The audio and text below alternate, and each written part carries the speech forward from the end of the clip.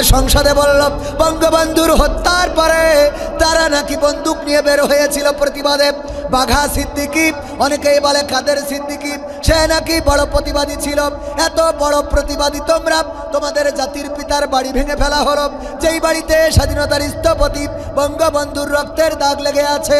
কত স্মৃতি, শেখ হাসিনার স্মৃতি, শেখ রেহানার, শেখ জামালের, শেখ কামেলের, শেখ রাসেলের, এমনকি ফজিলতুন্নেসা, এত মানুষের বঙ্গবন্ধুর পরিবারের যেখানে রক্তের দাগ লেগে আছে, যেই বাড়িতে এত স্মৃতি, ওই বাড়িটা যখন ভেঙে ফেললো তখন এত নেতা একজনও সামনে গেল না।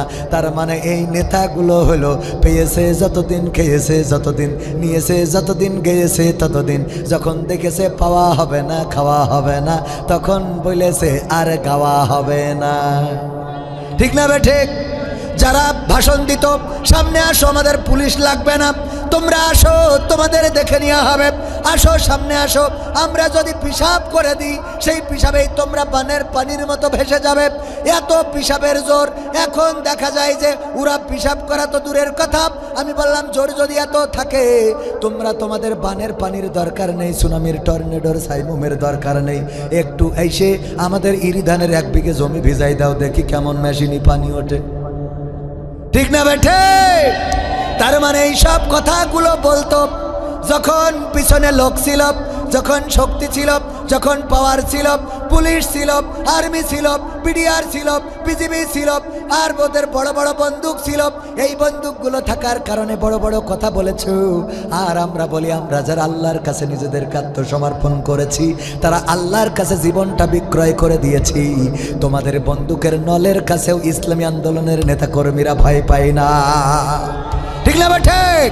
এই জন্য আমাদের কোরআনের খাদেম যারা, ইসলামী আন্দোলনের নেতাকর্মী যারা, তারা জেলখানাকে বেছে নিয়েছে, তারা ফাঁসির রশিকে বাছাই করে নিয়েছে, তারপরেও বাতিলের কাছে মাথা নত করে নাই। আমার মাহফিলে এসেছেন আল্লামা মামুনুল হক সাহেব, নাম শুনেছেন? হাফিজাহুল্লাহ, শাইখুল হাদিস আল্লামা আজিজুল হক রাহিমাহুল্লাহর সুযোগ্য সন্তান আল্লামা মামুনুল হক সাহেব, উনি আমার মাহফিলে এসে বললেন, আপনারা দেলোয়ার হোসেন সাইদি রাহিমাহুল্লাহকে কেমন করে চেনেন? অনেকেই বলল কোরআনের পাখি হিসাবে চিনি, মুফাসসির হিসাবে চিনি। আল্লামা মামুনুল হক বললেন, আপনারা তো শুধুমাত্র তাকে কোরআনের পাখি হিসাবে চেনেন, আর আমি তাকে এমন চিনি, আল্লামা মামুনুল হক তিনি আমাদের অ্যাঙ্গেলের লোক নন, তিনি অন্য অ্যাঙ্গেলের লোক। আমাদের মাহফিলে আসাকে কেন্দ্র করে পর্যন্ত কত বাধা সৃষ্টি করেছে, কিন্তু এমন একজন মানুষ যিনি বলেছেন কোরআন প্রচারের জন্যে, অনেকেই ওই সময় বলেছে এটা জামাতের আয়োজিত মাহফিল, সুতরাং এই মাহফিলে মামুনুল হক আপনার যাওয়া যাবে না। তিনি সব বাধাকে উপেক্ষা করে আল্লাহর জন্যে, কোরআনের জন্যে আমাদের মাহফিলে এসে প্রমাণ করে দিয়েছিলেন যে তিনি সকল মানুষের জন্যে, কোরআনের জন্যে, ইসলামের জন্যে প্রকৃত অর্থেই আত্মসমর্পণকারী। যারা কোরআনের জন্যে ডাকবে তাদের ডাকে সাড়া দিতে রাজি আছি। মামুনুল হক আসলেন এবং বললেন, আপনারা আল্লামা সাইদিকে চেনেন কোরআনের পাখি হিসাবে? আমার কথা বলছি না, আমি মামুনুল হকের কথা বলছি, রিলে করে শোনাচ্ছি। উনি বললেন, আমি তাকে কেমন চিনি আপনাদের যদি একটু শোনাই। জেলখানায় 2013 সালে একসাথে থাকার সৌভাগ্য হয়েছিল। তখন আল্লামা দেলোয়ার হোসেন সাইদি আমাকে জানিয়েছে, এই বাতিলেরা তারা আমাকে জেলে ভরার পরে প্রস্তাব করেছে, আল্লামা দেলোয়ার হোসেন সাইদি আপনার তো কণ্ঠ ভালো, আপনার সুর ভালো, কোরআনের কথা বলে বেড়ান, আপনাকে আমরা ছেড়ে দিতে রাজি আছি যদি আপনি আমাদের শর্ত মেনে নেন। কি শর্ত? আপনি যদি মুক্তি চান, আপনি কোনো রাজনীতি করবেন না, ইসলামী আন্দোলন করবেন না, আপনি ইসলামী আন্দোলন ছেড়ে দেবেন, বিনিময়ে আমরা আপনাকে অর্থ দেব, টাকা দেব, ঘর দেব, বাড়ি দেব, গাড়ি দেব, এমনকি আমরা নেতা বানিয়ে, এমপি বানিয়ে, ধর্মমন্ত্রী বানাতেও আমাদের কোনো আপত্তি থাকবে না। বিনিময়ে ইসলামী আন্দোলন ছেড়ে দিয়ে আমাদের পক্ষে আসতে হবে। আল্লামা সাইদি 2013 সালেই বলে দিয়েছেন, তোমরা যা দেওয়া সম্ভব, আল্লাহর নবীর মতো বলেছেন। আল্লাহর নবী যেমন বলেছিলেন, তোমরা তো সেটা দিতে চাও যেটা দেওয়া সম্ভব, আর তোমরা যদি আমার হাতে ওই আকাশের সূর্যটা ডান হাতে তুলে দাও, আর আকাশের চন্দ্রটা যদি আমার বাম হাতে এনে দাও, তারপরে দিনের দাওয়াত দেওয়া ছেড়ে দেব না। আল্লামা দেলোয়ার হোসাইন সাইদি বলেছিলেন, তোমাদের জন্য যেটা দেওয়া সম্ভব সেটা তো দিতে চেয়েছো, যেটা অসম্ভব সেটাও যদি দিয়ে দাও তারপরেও আমি ইসলামী আন্দোলনটা ছেড়ে দেব না। আল্লাহু আকবার বলবেন না? এর বিনিময়ে 2013 থেকে 2023 সাল পর্যন্ত 10টি বছর কারাগারের মধ্যে থেকেছেন একজন মানুষ। এই 10 বছরের মধ্যেও একবারও চিন্তাও করেন নাই যে ঠিক আছে যেহেতু ছাড়ে না, সুতরাং আমি তাদের প্রস্তাবে রাজি হয়ে যাই। দিনের পর দিন কারারুদ্ধ থেকেছেন, জেলখানার কুঠুরিতে থেকেছেন। এমন অবস্থায় শফিকুল ইসলাম মাসুদ ভাইয়ের বক্তব্য শুনে থাকতে পারেন, একজন পুলিশ অফিসার বা একজন পুলিশ, জেলখানার পুলিশ বলল, ভাই আপনি আজকে আসার সময় একটা জায়নামাজ বেশি করে আনবেন, নামাজ পড়ার সময় একটা জায়নামাজ বেশি করে নিয়ে আসবেন। কেন? আপনি আসার পরে বলবো শফিকুল ইসলাম মাসুদ ভাই একটা জায়নামাজ বেশি করে আনলেন। তারপরে ওই পুলিশের কাছে আসলেন, পুলিশ বললেন ভাই জায়নামাজটা দেন। আমি নামাজি লোক, আমি আল্লাহর কাছে নিবেদিত প্রাণ একজন মানুষ, মিথ্যা বলতে পারবো না বলে আপনাকে বলেছি জায়নামাজটা আনার জন্যে। আমি চাইলে এটা কিনে দিতে পারতাম, কিন্তু আমাকে মিথ্যা বলতে হতো। আমাকে কি বলতে হতো? কেন মিথ্যা বলতে হতো? কারণ হলো আমি যেই জেলখানায় ডিউটি করি সেখানেই কোরআনের পাখি আল্লামা দেলোয়ার হোসাইন সাইদি সেই জেলখানায় সেখানেই রয়েছেন। আমি দেখি যখন তিনি ঘুমান, আহারে বালিশও নাই, হাতের নিচে মাথাটা দিয়ে ঘুমিয়ে থাকেন। কোরআনের এত বড় একজন খাদেম, কোরআনের পাখি, 50টা বছর যিনি এই বাংলার আনাচে কানাচে শুধু নয় গোটা বিশ্বের জমিনে 50টিরও বেশি দেশে কোরআনের বাণী প্রচার করেছেন।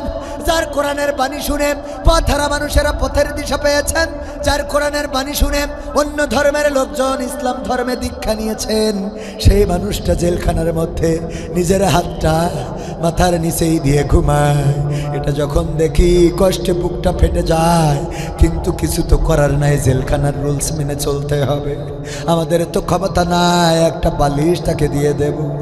জায়নামাজ একটা বেশি আনতে বললাম এই জন্যে, একটাই আপনি দাঁড়িয়ে নামাজ পড়বেন আজকে জুমায়, আর একটা আমার কাছে দিয়ে দেবে। যেই জায়নামাজটা আমি জেলখানায় শো করবো যে আল্লামা সাইদির একজন শুভাকাঙ্ক্ষী তার নামাজের জন্য এই জায়নামাজটা দিয়েছেন, এই কথা বলে জায়নামাজটা ঢুকিয়ে দেব।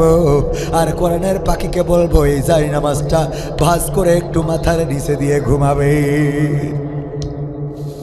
এত কষ্ট করেছেন, বাতিলের কাছে মাথা নত করেন নাই। 10টা বছর পার হয়ে গেছে, এই 10 বছরের মধ্যে একটা দিনের জন্যও চিন্তাও করেন নাই যে আজকে এত নির্যাতন, এত নিষ্পেষণ, তার থেকে বরং তাদের কথাটা মেনে নিই, তাদের প্রস্তাবটা মেনে নিই। প্রস্তাব মেনে নেন নাই, বরং এই মানুষটারে আবার জেলখানা থেকে বের করে নিয়ে চলে গেল হাসপাতালে নিয়ে যে ইঞ্জেকশন পুশ করে শহীদ করে দেয়া হলো। ওই দিন কোরআনের পাখির কবর দিয়েছিলাম এই নিজ হাতে। এই হাতে আল্লামা সাইদির লাশটা ধরেছি, এই হাতে আল্লামা সাইদির কবরটা খনন করার সৌভাগ্য আল্লাহ করে দিয়েছিলেন। ওই দিন হৃদয় উজাড় করে কেঁদেছি। আল্লামা সাইদির 3জন সন্তান বেঁচে আছেন, 3জন সন্তানকেই বুকে আগলে নিয়ে বলেছিলাম গোটা বাংলাদেশে কোরআনের পাখির মুক্তি চেয়ে গান গেয়ে গিয়েছি। এমনকি কোরআনের পাখির মুক্তি চেয়ে গান গাওয়ার কারণে আমার উপজেলায়, চিকরগাছা উপজেলায় আমার যুবলীগ ছাত্রলীগের ভাইয়েরা আমাকে ধরলেন, ইসলামী ব্যাংকের পাশ থেকে নামলাম, মোটরসাইকেলে উঠলাম, ধরে নিয়ে গেলেন, আমাকে নির্যাতন করলেন, নিষ্পেষণ করলেন।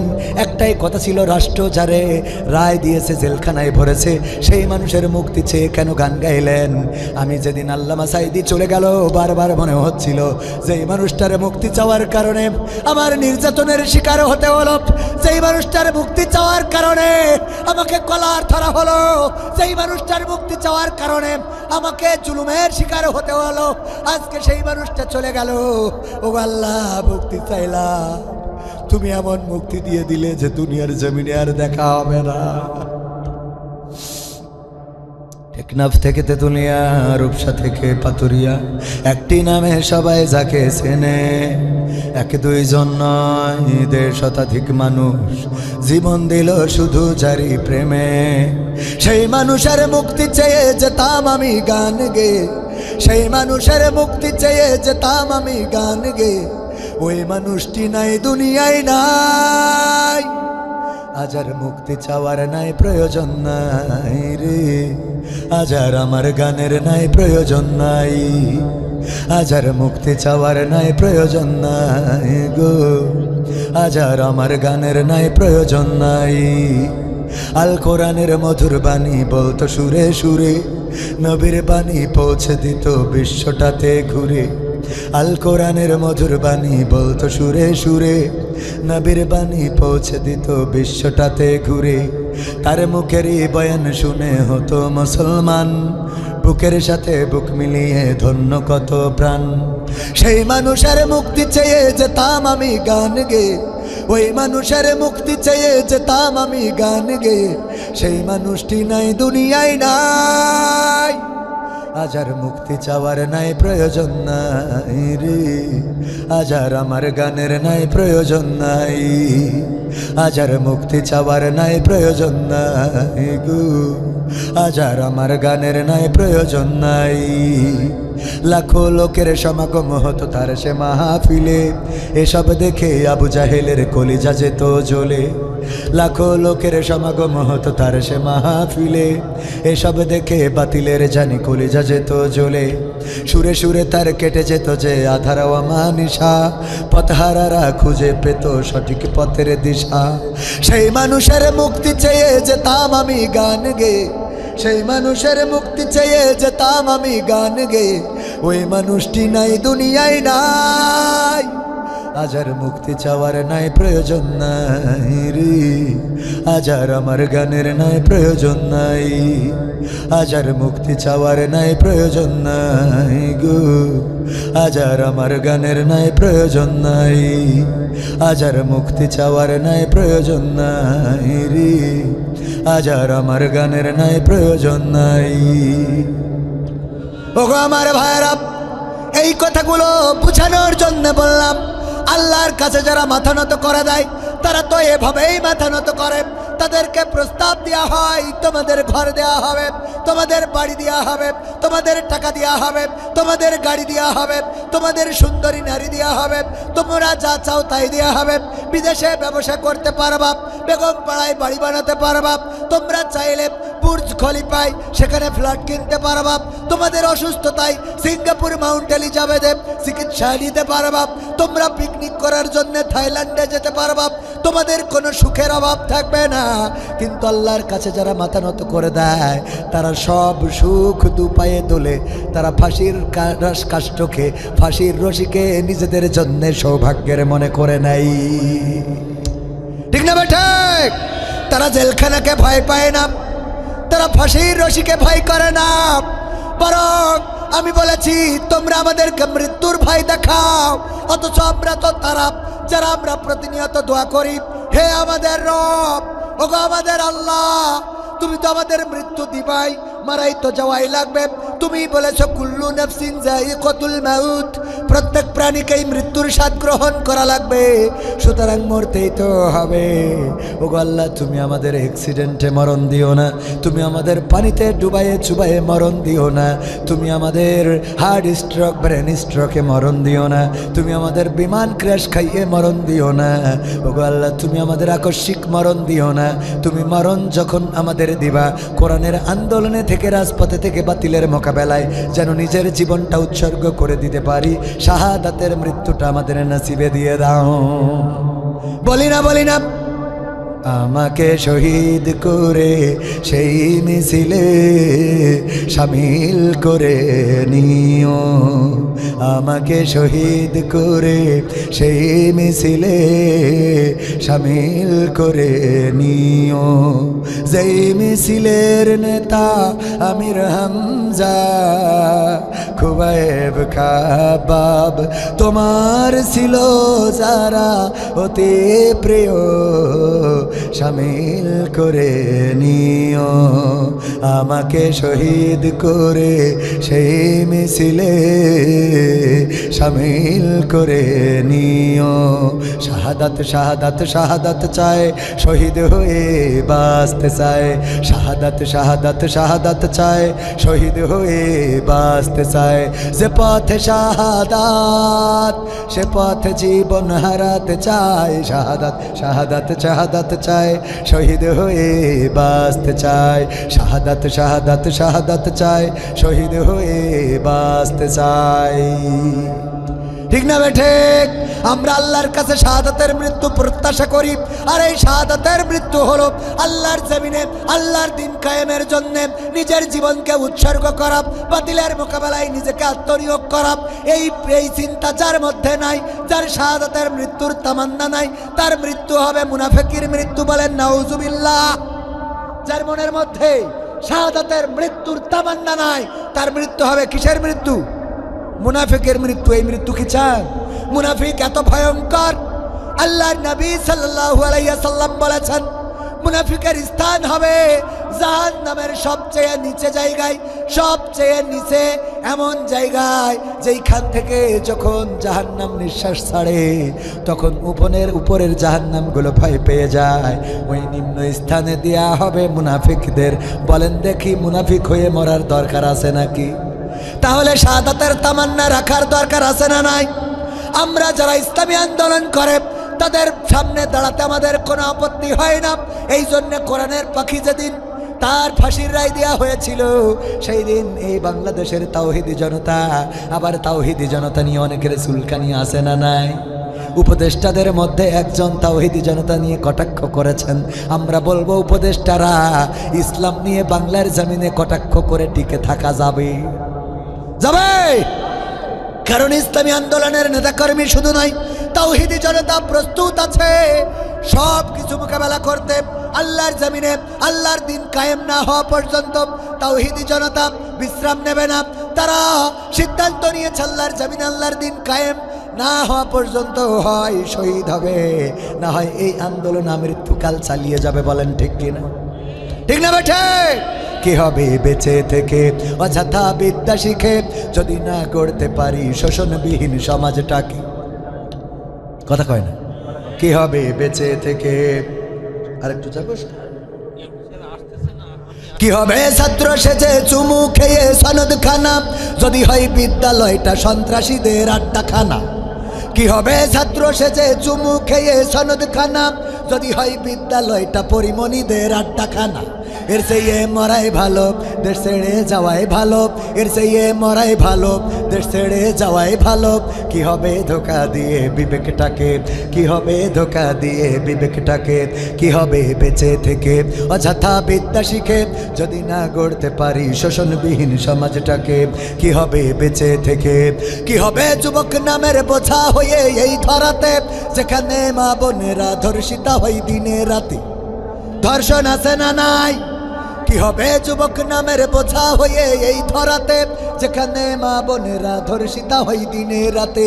যৌবনের সার্থকতা খুশিবে সকল ব্যথা, যৌবনের সার্থকতা খুশিবে সকল ব্যথা। পারো যদি বলি দিতে মানুষরূপী পশুটাকে, পারো যদি বলি দিতে মানুষরূপী পশুটাকে? কি হবে বেঁচে থেকে অযথা বিদ্যা শিখে যদি না গড়তে পারি শোষণবিহীন সমাজটাকে? কি হবে বেঁচে থেকে? কি হবে লেখালেখি কলমবাজির ওই মহড়া, সমাজের আসল চিত্র যদি না যাই তুলে ধরা? কি হবে টিভি চ্যানেল সাংবাদিকের এই ক্যামেরা, সমাজের আসল চিত্র যদি না যাই ভিডিও করা? যদি ওই ঘুষের বলে কলমটা উল্টো চলে, যদি ওই হ্যালো কলে ক্যামেরা উল্টো বলে, তবে কি যাবে রোখা দুর্নীতিকে? যাবে? তবে কি যাবে রোখা দুর্নীতিকে? কি হবে বেঁচে থেকে অযথা বিদ্যা শিখে যদি না গড়তে পারি শোষণবিহীন সমাজটাকে? কি হবে বেঁচে থেকে? কি হবে নামাজ রোজা ইমানদারির বড়াই করে কোরআনের কর্মীগুলো থাকে যদি কারাগারে? কি হবে নামাজ রোজা ইমানদারির বড়াই করে কোরআনের খাদেমগুলো থাকে যদি কারাগারে? মসজিদের কোণে বসে জিকির যত করো কষে, মসজিদের কোণে বসে তাসবিহ যত টানো ঠেসে, এভাবে যায় না পাওয়া আল্লাহকে। ঠিক না বেঠে? এভাবে যায় না পাওয়া আল্লাহকে। কি হবে বেঁচে থেকে অযথা বিদ্যা শিখে যদি না গড়তে পারি শোষণবিহীন সমাজটাকে? কি হবে বেঁচে থেকে? কি হবে আলেম হয়ে ইমাম সেজে মসজিদেতে পারো যদি সত্য কথা উচ্চ স্বরে না বলিতে? কি হবে আলেম হয়ে ইমাম সেজে মসজিদেতে, পারো যদি সত্য কথা উচ্চ স্বরে না বলিতে। চাকরি ভাই করো যদি ছেড়ে দাও ইমামতি, চাকরি ভাই করো যদি ছেড়ে দাও ওই না গদি। কি হবে ধোঁকা দিয়ে আল্লাহকে, কি হবে ধোঁকা দিয়ে আল্লাহকে, কি হবে বেঁচে থেকে অযথা বিদ্যা শিখে যদি না গড়তে পারি শোষণবিহীন সমাজটাকে। কি হবে বেঁচে থেকে, কি হবে নেতা হয়ে জনবলে ঘাড় ফুলিয়ে, শ্যামনগর গরম দেখে যদি থাকো ঘরে শুয়ে। এমন নেতা আছে না নাই, বলল যে খেলা হবে, আমরাও মনে করলাম খেলা তো একটা হবে, কিন্তু এখন মাঠ আছে প্লেয়ার নাই। কথা কয় না, মাঠ আছে খেলোয়াড় নাই। মাঠ আছে খেলোয়াড়েরা মাঠ রেখে কোথায় যেন চলে গেল। আমি বলছিলাম ধানমন্ডির এই ঐতিহ্যবাহী বাড়িটা, যেই বাড়ি বঙ্গবন্ধুর বাড়ি 32 নম্বরে, এত সুন্দর একটা 3তলা বাড়ি, কত স্মৃতি বিজড়িত বাড়ি। এই বাড়িটা যখন ভেঙে ছারখার করে দিল, তছনছ করে দিল, তখন কত নেতা ইতিপূর্বে গল্প শোনাতো, কত ইতিহাস শোনাতো। তারা নাকি রাজপথে থাকতো, রক্ত দিত, তারা নাকি বঙ্গবন্ধুর জন্য প্রতিবাদ করে, তারা নাকি শেখ হাসিনার জন্য জীবন দিতে কার্পণ্য বোধ করে না। কিন্তু দেখলাম কি, নেত্রী চলে যাওয়ার পরে বাড়িটাও ভাঙলো।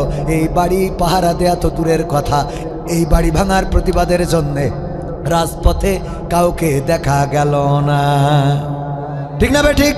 আমি বলেছি যেহেতু রাজপথে নামো নাই, যেহেতু বাধা দাও নাই, চায়ের দোকানে বসে ব্রিটান বার বলবা নেত্রী ফেরবে ভয়ঙ্কর রূপে, এই কথা বললে কিন্তু খবর আছে।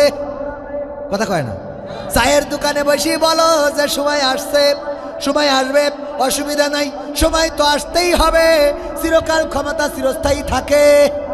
ক্ষমতা এখন যারা নিয়েছে, আগের যারা ছিল তারা তাহাজ্জুদের ভোট নিয়ে ক্ষমতায় ছিল, আর এখন যারা আছে ওরা তো নামাজই পড়ে না। সুতরাং তাহাজ্জুদ গুজারিরা তাহাজ্জুদ পড়ে ভোট নিয়েও যেহেতু টেকে নাই, এখন তো সব বেনামাজি, এরা তো টেকবেই না। আর আগামীতে যারা আসবে তাদেরও মাথায় রাখা লাগবে যে তাহাজ্জুদ পড়ে যদি চেয়ার ঠিকানো না যায়, তাইলে নামাজ ছাড়া কিন্তু চেয়ার ঠিকানো যাবে না। ঠিক না বেঠে? তাহাজ্জুদ পড়লো কেন, তাহাজ্জুদের কথা কেন বললাম আপনাদের জানা। এক চাচা, আমার চাচা জানের মতো, গিয়েছেন ভোট দেওয়ার জন্য, যে বললো আমার নাম্বারটা দেখে দাও। কয় নাম্বার যে দেখে দেব? আল্লাহ চাচা আপনি এখন আসলেন, ভোট তো দিয়া শেষ। কয় কি করে হলো? আমি তো সকাল করে এসেছি। কয় রওনা দিয়েছেন বাড়ি থেকে কখন? কয় ফজরের নামাজ পড়ে রওনা দিয়েছি। কয় আমরা তো তাহাজ্জুদের নামাজ পড়ে কাম সেরেছি। তাহাজ্জুদের নামাজ পড়ে তো কাম সারা শেষ, তাইলে বাবাজি কি করব? কয় এখন যেহেতু ভোট দেওয়া হয়ে গেছে যেতে পারেন। চাচা চলে যাচ্ছে, ডাক দিয়ে বলে শোনেন চাচিরে যেন আবার কষ্ট করে পাঠায়েন না। কয় কেন, তোমার চাচিও কি ভোট দিয়েছে? কয় হ্যাঁ চাচিও ভোট দিয়েছে, চাচির ভোট দেওয়া শেষ। চাচির চাচা দোয়া করছে, হে আমার রব, এমন মানুষটার সাথে তুমি আমার জান্নাতেও দিও না। পরকালে আল্লাহর নবী দোয়া করেছে যে যেদিন মা তার সন্তানের পরিচয় দেবে না, সন্তান তার মায়ের পরিচয় দেবে না, ভাই তার বোনের পরিচয় দেবে না, বোন তার ভাইয়ের পরিচয় দেবে না, স্ত্রী তার স্বামীর পরিচয় দেবে না। আল্লাহর নবী দোয়া করেছেন, ওগো আল্লাহ আমি যেন আমার বিবি খাদিজাকে না হারাই। আর আমি দোয়া করছি, আল্লাহ তুমি দয়া করে এই বুড়ির সাথে আমার জান্নাত দিবা না। যারা ভোট নিল ওদের মনে একটু কৌতূহল জাগলো, কারণটা কি? চাচারে ডাক দিয়ে বলল, চাচা চাচির সাথে কি ফাইট খুব বেশি নাকি? কেন এমন দোয়া করলেন যে জান্নাতেও যেন দেখা না হয়?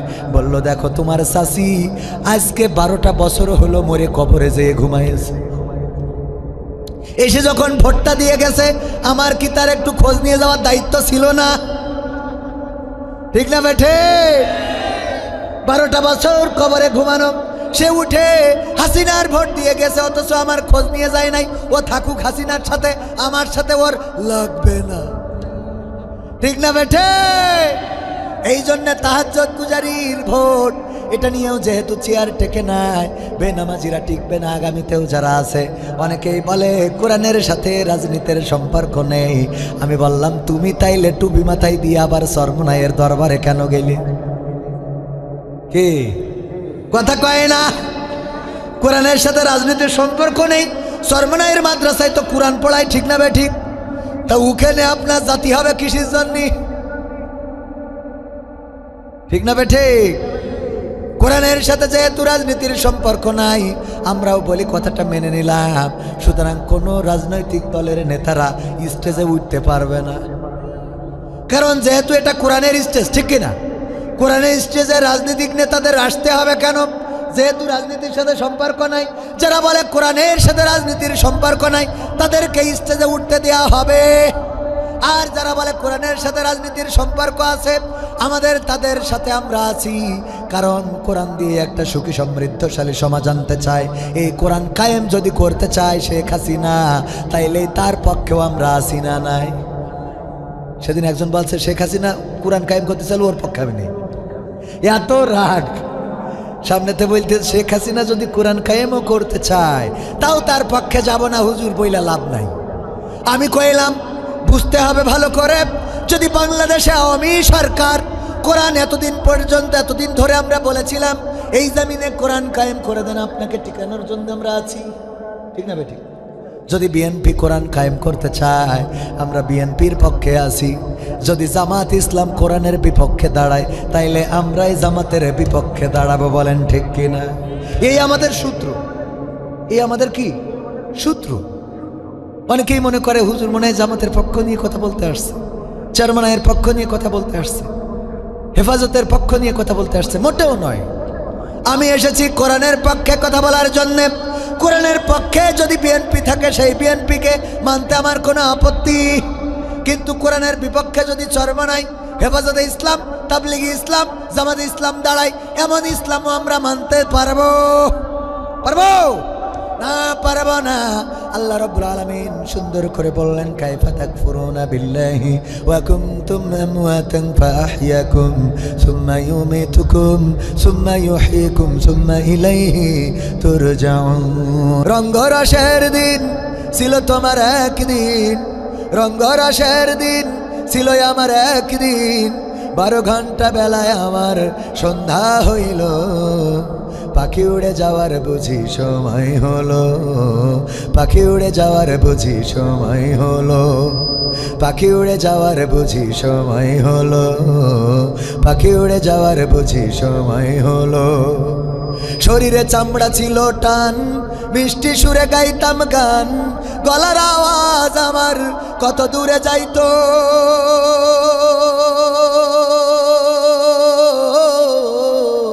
শরীরে চামড়া ছিল টান, মিষ্টি সুরে গাইতাম গান, গলার আওয়াজ আমার কত দূরে যাইতো।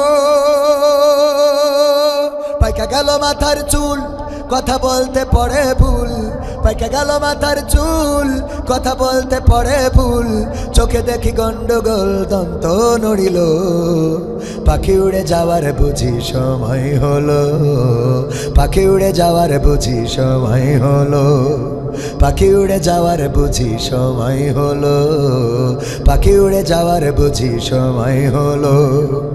ঘন ঘন আসে দম, কানেতে শুনি কম, পিছে পিছে জম আমার ঘুরতে লাগিল।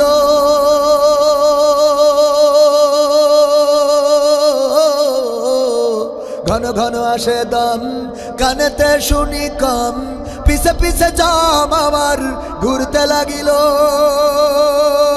খাটো হয়ে আসছে পাও, হীন হলো সর্বদাও, খাটো হয়ে আসছে পাও, হীন হলো সর্বদাও, ভাবে বুঝি সময় আমার ফুরিয়ে এলো, পাখি উড়ে যাওয়ার বুঝি সময় হলো, পাখি উড়ে যাওয়ার বুঝি সময় হলো, পাখি উড়ে যাওয়ার বুঝি সময় হলো, পাখি উড়ে যাওয়ার বুঝি সময় হলো।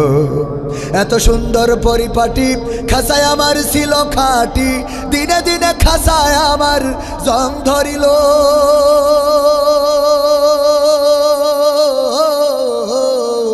এত সুন্দর পরিপাটি খাসায় আমার ছিল খাটি, দিনে দিনে খাসায় আমার জং ধরিল। পুরাতন খাসাতে পাখি করে শুধু ডাকা ডাকি, পুরাতন খাসাতে পাখি করে শুধু ডাকা ডাকি, একদিন আমায় দিয়া ফাঁকি উড়িয়া যাইব। পাখি উড়ে যাওয়ার বুঝি সময় হলো, পাখি উড়ে যাওয়ার বুঝি সময় হলো, পাখি উড়ে যাওয়ার বুঝি সময় হলো, পাখি উড়ে যাওয়ার বুঝি সময় হলো। রঙ্গরসের দিন ছিল আমার একদিন, রঙ্গরসের দিন ছিল সাসার একদিন, 12 ঘন্টা বেলা সাসার সন্ধ্যা হইল, পাখি উড়ে যাওয়ার বুঝি সময় হলো, পাখি উড়ে যাওয়ার বুঝি সময় হলো, পাখি উড়ে যাওয়ার বুঝি সময় হলো, পাখি উড়ে যাওয়ার বুঝি সময় হলো। ঠিক না বেঠে? ওগো আমার ভাইয়েরা, তাইলে ইব্রাহিম আলাইহিস সালামের কথা বলছিলাম। বললো এই মূর্তি ভেঙেছে কে? বললো এই মূর্তি ভাঙতে পারে ইব্রাহিম, কারণ তাকে কখনো দেবতার সামনে যাইতে দেখি না, তারে কখনো আমাদের সাথে পূজা মণ্ডপে যাইতে দেখি নাই, তারে আমাদের উপাসনালয়ে দেখি নাই, সুতরাং এই কাজ সে করতে পারে, ও কাজের মেলায়ও যায় নাই। ইব্রাহিমকে ডাকা হলো, ইব্রাহিম আলাইহিস সালাম বুদ্ধি করে সবগুলো ভাঙলেন, খালি যে এইটা বড় ওইটার কাঁধের উপরে কুড়াল রাখলেন। বললো ইব্রাহিম এই কাজ কি করেছো নাকি তুমি? বললো আমারে জিগাও কেন, ওই যে কুড়াল তো বড়টার কাঁধের পরে আছে। বড়টার আমার মনে হয় ওই বড়টা খাবার নিয়ে গোলমাল করেছে, সামনে যে খাবার, এই খাবার নিয়ে গোলমাল বাজায় রাগ হয়ে গেছে, বাকিগুলো সব মেরে ফেলিছে। কয় ইব্রাহিম ফাজলামি করো, আমাদের মজা নাও, আমাদের কি উল্টো পাল্টা বুঝাও কেন? কয় তুমি কি জানো না আমাদের মূর্তি নড়তে পারে না, হাঁটতে পারে না, কথা বলতে পারে না, মারামারি করতে পারে না, খাইতে পারে না। কয় এত কিছু যেহেতু পারে না, তাইলে এত খাবার সামনে কেন? আর বলা লাগবে না, বোঝা হয়ে গেছে। এই কাজ করেছ তুমি, শাস্তি হলো তোমার জন্য জাহান্নাম তৈরি করব। কারণ আনা রব্বুকুমুল আলা, আমি নমরুদ রব। ফিরাউনও একই কথা বলেছিল, ফিরাউন বলেছিল আমি তোমাদের রব। নমরুদ বলল আমি আল্লাহ, আমি রব, আমি প্রভু, এই জন্য আমি জাহান্নাম বানাবো। তোমার শাস্তি হলো জাহান্নামে। জাহান্নাম বানানো হয়ে গেল। আগুন বানানোর পরে ইব্রাহিমকে যখন আগুনে ফেলানোর জন্য সব প্রস্তুত হয়ে গেল, তখন বলল আগুন, তখন ইব্রাহিম বলল ওগো নমরুদ, আমারে ছেড়ে দাও, ছেড়ে দাও, আমি আর কোনোদিন এমন ভুল করব না। কথা কয় না? কয় ঠিক। খাওয়া দাওয়া করেন, মোনাজাত আপনি করবেন, দোয়া করবেন আপনি। আমাদের শিল্পী গোষ্ঠী আরেকবার সঙ্গীত শোনেন। হ্যাঁ, ও উনি আসলে উনি আসলে শেষ করে দেবেন ইনশাআল্লাহ। তারপরে ওনার আলোচনার পরে শিল্পীদের গান শোনাবেন। কথা ঠিক আছে? হ্যাঁ, আলোচনার মাঝখানে আমরা তো মেলা ডিস্টার্ব দিচ্ছেন, আবার ডিস্টার্ব দিতে পারবো। হ্যাঁ, মানে যতক্ষণ হুজুরের তো আর অন্য কোনো জায়গা নেই। ভাইয়েরা আমার, আমি মানুষদেরকে বুঝাইতে পারলাম না। আমার বক্তব্য হলো যে দাওয়াত নেওয়ার সময় বলি যে আমাকে সেকেন্ড বক্তা করলে 8টা টু 10টা, ফার্স্ট বক্তা করলে 10টা টু 12টা। ক্লিয়ার? আগামীতে মাহফিল যারা নিবেন, এই শ্যামনগর ইসলামী আন্দোলনের উর্বর একটা ভূমি, ঠিক কিনা? এখানে আমার বাবা এই অঞ্চলে মাহফিল করে গিয়েছেন। মাস্টার আব্দুল সামাদ নাম মনে আছে না অনেকের?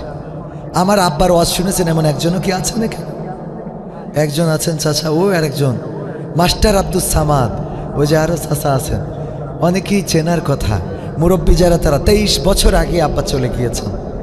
তো এই অঞ্চলটায় আসতেন 15 দিন 20 দিন, তখন তো ফোনের যুগ ছিল না, চিঠি দিয়ে দাওয়াত দিত। হলুদ খামে চিঠি যেত আব্বার কাছে, সেই চিঠিতে লেখা থাকতো অমুক তারিখ আমরা মাহফিলের আয়োজন করব, আপনি চলে আসবেন। এবং সেই চিঠির দাওয়াতে আমার আব্বা এসে ওয়াজ করে যেতেন এই অঞ্চলে। আর এই অঞ্চলে যখন আসতেন একদিন দুদিন না, 15 দিন 13 দিন 17 দিন এই অঞ্চলে কাটিয়ে তারপরে বাড়িতে যেতেন। তখন ফোন ছিল না, খোঁজও পাইতাম না, তারপরে আব্বা বাড়িতে ফিরতেন। তো এই অঞ্চল ইসলামের জন্য উর্বর ভূমি। এই অঞ্চলে আসবো না এরকম না, সবসময় মাথায় রাখবেন যে প্রতিটা দিন আমাদের মাহফিল থাকে। হয়তো আপনার অঞ্চলে একদিন আয়োজন করছেন, কিন্তু বক্তা যারা, তাদের তো প্রতিদিন প্রোগ্রাম। আর আমি একটার বেশি প্রোগ্রাম তেমন রাখিই না। আজকে 2টা ছিল, একটা দিনের বেলায় ছিল যশোরের কেশবপুরে, আর এখানে একটা। কালকেও আবার 2টা হয়ে গেছে, একটা বাগেরহাট 12টার সময় আলোচনা করতে হবে, আর একটা পাইকগাছা আপনাদের আশেপাশে। তো যাই হোক, আমি টাইমটাকে গুরুত্ব দিতে, আমার যারা দাওয়াত দিয়েছে বলেছে, এই ছেলেটা সাক্ষী, বলেছে আপনার 11টা থেকে 9টা থেকে 11টা। আমি বলছে হুজুর একটু আগে এসে খাওয়া দাওয়া করতে হবে। আমি বললাম খাই আর না খাই টাইম মতো পৌঁছাবো, এতটুকু মাথায় রাখেন। খাওয়াটা আগে না, সময়ের গুরুত্ব দেওয়া আগে, কারণ জীবন মানেই সময়, সময় মানেই জীবন, ঠিক কিনা? তো এইটা মাথায় রাখতে হবে। আপনারা সময়ের গুরুত্ব দিবেন, সুন্দর হবে। উনি বলল যে আপনার টার্গেট ছিল আমরা 10টায় উঠবো। আমার তো 10টায় উঠেছেন, তারপরেও কাজ সারতে পারেন না। আমার উঠাইছেন তো 10টায়, ঠিক কিনা?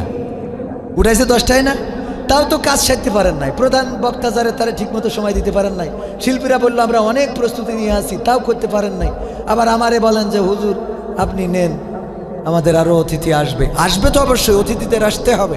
আমাদের শ্রদ্ধাভাজন অতিথিরা কথা বলবেন, আমাদের রাহবার, ওনাদেরও দরকার আছে না নাই? তো আমরা ওনাদের কথা শুনবো। আমি এই কথাগুলো বললে আমার আলোচনার লাইন হারিয়ে যাবে। ওই কথা না বলে বরং আলোচনায় ফিরে আসি। আপনারা শুনবেন আর অন্তত আধা ঘন্টা শোনা যাবে, আধা ঘন্টা। ভাইয়েরা আমার, ইব্রাহিম আলাইহিস সালাম বললেন আমারে ক্ষমা করে দাও, আমার ভুল হয়েছে, প্লিজ। বলেছে এই কথা না? তাইলে ঠিক বললেন কেন? আগে ঠিক বলা যাবে? বেঠিক এটা কি বেঠিক? আমি বললাম যে ইব্রাহিম বললেন আমারে মাফ করে দাও, আর কোনোদিন এমন করব না। আপনারা বললেন ঠিক। মানে আমাদের অবস্থাটা হলো হুজুর যাই বলবে ওইখানে ঠিক বলতে হবে, এরকম না? বুঝে শুনে বলতে হবে। আল্লাহ বলেছেন ওয়াইজা কুরিয়াল কুরআনু ফাসতামিউ লাহু ওয়া আনসিতু লাআল্লাকুম তুরহামুন। যখন তোমরা কোরআন শুনবে, কোরআন তোমাদের সামনে বলা হবে, তখন তোমরা তোমাদের হৃদয়ের কান দিয়ে শুনবে চুপ থেকে, যাতে করে তোমাদের উপরে কার রহমত? আল্লাহর রহমত বর্ষণ হতে পারে। বলেন সুবহানাল্লাহ। আল্লাহর রহমত আমরা চাই না? চাই না? আল্লাহর রহমত যদি চাই তাহলে এখানে এই মাহফিল, কোরআনের মাহফিল, এই মাহফিলে মনে করেন যে দূর দূরান্তে যারা আছেন, আমি বলবো কোরআনের সম্মানে বসে যাওয়া যাবে না? যাবে না? বসে যাওয়া যাবে ইনশাআল্লাহ। আমার ভাইজান মুহতারাম হাফেজ মাওলানা কারি নুরুল ইসলাম ফারুকি সাহেব, উনি সম্ভবত খাওয়া দাওয়া করেন না, এই জন্য ওনাকে একটু বিদায় দিতে হয়েছে। কষ্ট পেয়েছেন আপনারা? আল্লাহ ভাইয়ের কণ্ঠকে বিশ্বব্যাপী কবুল করে নিন, বলেন আমিন। আপনার এলাকার সন্তান খুব সুন্দর করে আলোচনা করছিলেন, ওনার আলোচনা আরও দরকার ছিল। সাংস্কৃতিক অনুষ্ঠানটা আমার মনে হয় যে আরও একটু সাজানো গোছানো পরিমার্জিত হতো যদি আপনারা আসর থেকে মাগরিব পর্যন্ত অথবা মাগরিব থেকে ঈশা পর্যন্ত সাংস্কৃতিক অনুষ্ঠান করতেন, তাহলে সেটা ছিল পারফেক্ট টাইম। কথা বোঝেননি? তখন এটা পারফেক্ট টাইম ছিল। এরপরে আলোচনা, যেহেতু তাফসিরুল কোরআন মাহফিলের সাথে সাংস্কৃতিক অনুষ্ঠান রেখেছেন, অথবা আলোচনার পার্টটা শেষ করে তারপরে সাংস্কৃতিক পার্টে চলে যেতেন, তাইলেও সুন্দর হতো। কথা বুঝেছেন কিনা? আলোচনার মধ্যে মাঝখানে আমার মনে হয় এটা না করে শেষে এবং অথবা আগে। তো আমি আমার শিল্পী ভাইদেরকে বলবো অবশ্যই লাস্টে আবার পারফরমেন্স করতে হবে। আল্লাহ ভাইদেরকে তৌফিক দিন, বলেন আমিন। যে সঙ্গীতগুলো শোনাচ্ছিল আমি মনোমুগ্ধ, মন্ত্রমুগ্ধের মতো শুনছিলাম। এই প্রত্যন্ত অঞ্চলে তারা এত সুন্দর করে সঙ্গীত শোনাচ্ছিলেন, এটা সত্যি আমাদের উৎফুল্ল করে, আমাদেরকে প্রফুল্ল করে। আল্লাহ ভাইদের কণ্ঠকে বিশ্বময় কবুল করে নিন, বলেন আমিন। শুনবো আমরা কি দিয়ে? হৃদয়ের কান দিয়ে, মন দিয়ে, যাতে করে এমন না হয়ে যায় যে হুজুর কালেকশন করছে যে 50,000 টাকায় মাহফিলে দেওয়ার মতো কি কেউ আছেন? কেউ হাত উঁচু করে না, সুন্দর করে ওয়াজ করে শোনায়। ভাইয়েরা আমার, 50,000 টাকা যদি কেউ মাহফিলে দেন, কোরআনের ইজ্জতে তার সম্মান দুনিয়ায় আল্লাহ বাড়িয়ে দেবেন। পরকালে মা বাবা দাদা দাদি নানা নানি যারা আছে তারা জান্নাতে যাবেন। কেউ আছেন নাকি 50,000 টাকা দেওয়ার মতো? একজনও হাত উঁচু করে না। হুজুর ওয়াজ করে করে যখন ক্লান্ত হয়ে গেছে, অমনি মাথা গরম হয়ে গেল। এবার বলছে এই 50,000 টাকা দেওয়ার মতো কি একজনও নেই? হাত উঁচু করেন। একজন মাহফিল শুনতে এসে ওর একটু ঘুম এসে গেছিল আর কি, ওই হাত উঁচু করেন শুনেই হাত উঁচু করিস। নাম কি? ওবায়দুল কাদের। আল্লাহ ওবায়দুল কাদের 50,000 টাকা করলো দান, বাড়িয়ে দাও, সম্মান নেখায়াত দিয়ে দাও। আল্লাহ দুনিয়ার জীবন সহজ করো, আখিরাতের জীবন মুক্তির করো। মা বাবা দাদা দাদি নানা নানি আপনজন যারা কবরে, কবরগুলো জান্নাতের বাগান করে দাও। এই কথা যখন বলেছে, ও বলতেছে মনে মনে আল্লাহ কেন যে হাত উঁচু করলাম কিছুই তো বুঝি নাই। 50,000 টাকা তো দূরের কথা, বিড়ি কেনার মতো 20 টাকাও তো পকেটে নাই। বেকায়দা না? ও আসলে কি হয়ে গেছিল? ঘুমের মধ্যে চলে গেছিল। দেখলো আজকে যা করে করুক কিছুই বলবো না। পরের দিন চলে গেল হুজুরের কাছে। হুজুর, গতকালকের মাহফিলে আমি একটা বিপদ ঘটাইয়াছি। কি বিপদ? হুজুর ওয়াজ করছিলেন, করতে করতে আমি কখন ঘুমিয়ে গিয়েছি টের পাই নাই, হুজুর কালেকশনে চলে গিয়েছেন বুঝি নাই। বলল হাত উঁচু করেন, কিন্তু এর আগে বলেছে 50,000 টাকা কে দেবেন, হাত উঁচু করেন। আমি আগের লাইন শুনি নাই, পরের লাইন শুনে হাত উঁচু করে বসে আছি। হুজুর আমার তো 50টা টাকাও নাই বিড়ি কেনার মতো, এখন করবোটা কি? কয় অসুবিধা নাই, যেহেতু ভুল করে হাত উঁচু করেছেন। রোজায় যেমন যদি কেউ ভুল করে খেয়ে ফেলে রোজা কি ভাঙে? না, ভাঙে না। তেমনি ভাবে ভুল করে হাত উঁচু করেছেন, অসুবিধা নাই। বলল সেটাতেও অসুবিধা না, কিন্তু আমার চিন্তা তো অন্য জায়গায়, আমার টেনশন অন্য জায়গায়। কি টেনশন? হুজুর আমাদের ওই হুজুর দোয়া করে দিয়েছে আমার মা বাবা দাদা দাদি নানা নানি 14 গোষ্ঠী যেন জান্নাতে থাকে। এখন আমি যদি এই টাকা না দিতে পারি, তাইলে আমার মা বাবা দাদা দাদি নানা নানি 14 গোষ্ঠী রেখে আবার জান্নাতে বের করে জাহান্নামে রাখবে নাকি? টেনশন আছে না নাই? কারণ আমি তো টাকা দিতে পারি নাই। ওগো আমার ভাইয়েরা, এই জন্যে হাত উঁচু করার সময় ঠিক বেঠিক বলার সময় বুঝে শুনে বলার দরকার আছে না নাই? আল্লাহর নবী বললেন, আল্লাহর নবী তাই ফেরাউনকে বা নমরুদ তখনকার নমরুদকে বলেন নাই যে আমারে বাঁচতে দাও, আমারে ক্ষমা করে দাও, আমার ভুল হয়েছে, আমারে মাফ করে দাও, আর কোনোদিন এমন করব না, এই কথা বলে নাই। বরং আল্লাহর কাছে মাথা নত করা ইব্রাহিম আলাইহিস সালাম তার সিদ্ধান্তে অটল হয়ে রইলেন। আল্লাহর কাছে বললেন, ইন্নী ওয়াজ্জাহতু ওয়াজহিয়া লিল্লাযী ফাতারাস সামাওয়াতি ওয়াল আরদ হানিফাও ওয়া মা আনা মিনাল মুশরিকিন। ওগো আল্লাহ, আমার মুখটা তো ঘুরাইছি তোমার দিকে, আমি কোন মুশরিকদের সাথে যেতে পারি না, আমি তাদের অন্তর্ভুক্ত, তাদের দল হইতে পারি না, আমি তাদের দলে স্লোগান দিতে পারি না। যেই দলের লোক বলে আমার নেতা তোমার নেতা, অমুক ছাতা মাতা সাথে মাতা আছে না নাই? আমাদের নেতা কে? আমাদের নেতা কে? আমার নেতা তোমার নেতা। হ্যাঁ, আমাদের নেতা বিশ্ব নবী মুস্তাফা, আমাদের জাতির পিতা কে? ইব্রাহিম আলাইহিস সালাম আমাদের জাতির পিতা। আমাদের আদি পিতার নাম কি? আদম আলাইহিস সালাম আমাদের আদি পিতা, আদি মাতা হাওয়া আলাইহিস সালাম। ওগো আমার ভাইরা, আমরা এইগুলোর বাইরে অন্য কোন সিলেবাস মানতে রাজি? রাজি? অন্য কোন সিলেবাস আমরা মানতে রাজি না। সুতরাং যারা বলে আমার নেতা তোমার নেতা, অমুক ছাতা মাতা, আমার নেতার চরিত্র ফুলের মতো পবিত্র, নামাজ পড়ে না 1 ওয়াক্ত, গাঞ্জা টানে 5 ওয়াক্ত, আছে না নাই?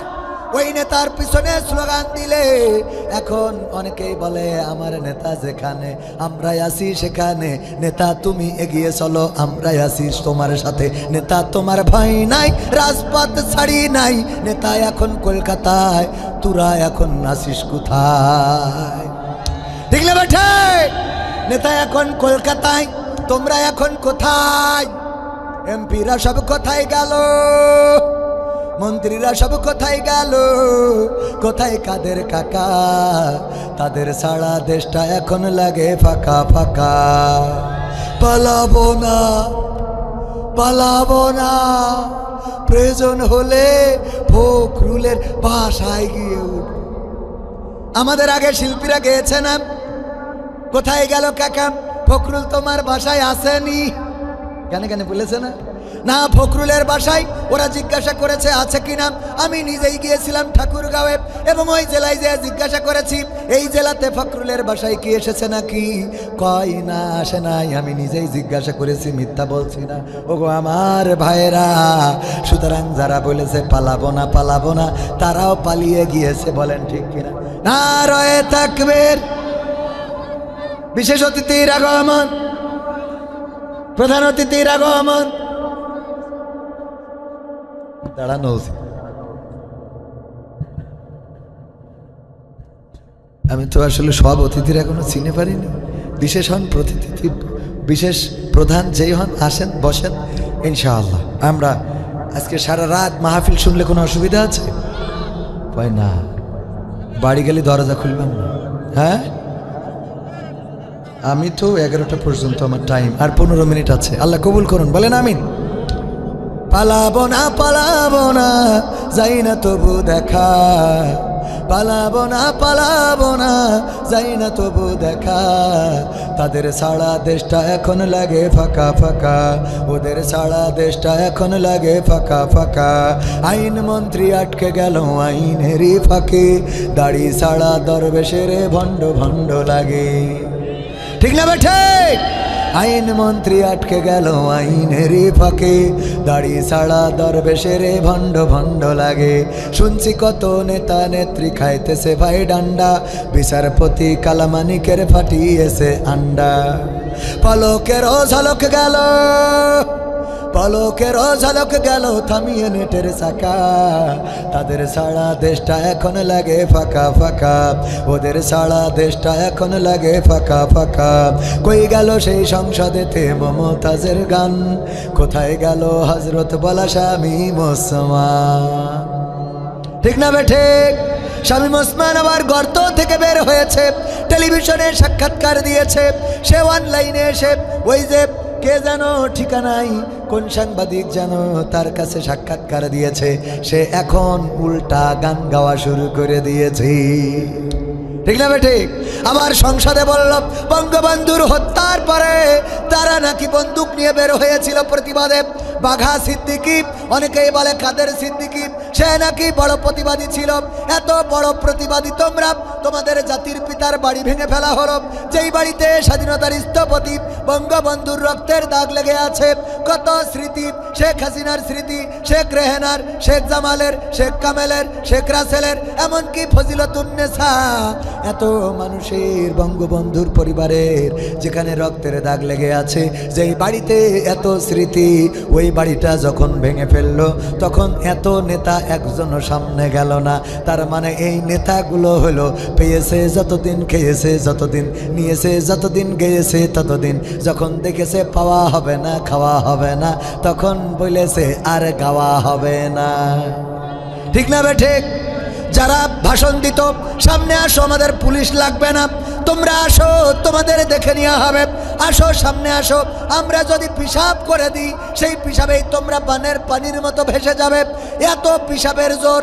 এখন দেখা যায় যে ওরা পিশাব করা তো দূরের কথা, আমি বললাম জোর যদি এত থাকে, তোমরা তোমাদের বানের পানির দরকার নেই, সুনামির টর্নেডোর সাইমুমের দরকার নেই, একটু এসে আমাদের ইরিধানের 1 বিঘে জমি ভিজাই দাও, দেখি কেমন মেশিনই পানি ওঠে।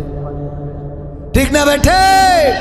তার মানে এই সব কথাগুলো বলতো যখন পিছনে লোক ছিল, যখন শক্তি ছিল, যখন পাওয়ার ছিল, পুলিশ ছিল, আর্মি ছিল, পিডিআর ছিল, বিজিবি ছিল, আর ওদের বড় বড় বন্দুক ছিল। এই বন্দুকগুলো থাকার কারণে বড় বড় কথা বলেছ। আর আমরা বলি আমরা যারা আল্লাহর কাছে নিজেদেরকে আত্মসমর্পণ করেছি, তারা আল্লাহর কাছে জীবনটা বিক্রয় করে দিয়েছি। তোমাদের বন্দুকের নলের কাছেও ইসলামী আন্দোলনের নেতাকর্মীরা ভয় পায় না। ঠিক না ঠিক? এই জন্য আমাদের কোরআনের খাদেম যারা, ইসলামী আন্দোলনের নেতাকর্মী যারা, তারা জেলখানাকে বেছে নিয়েছে, তারা ফাঁসির রশিকে বাছাই করে নিয়েছে, তারপরেও বাতিলের কাছে মাথা নত করে নাই।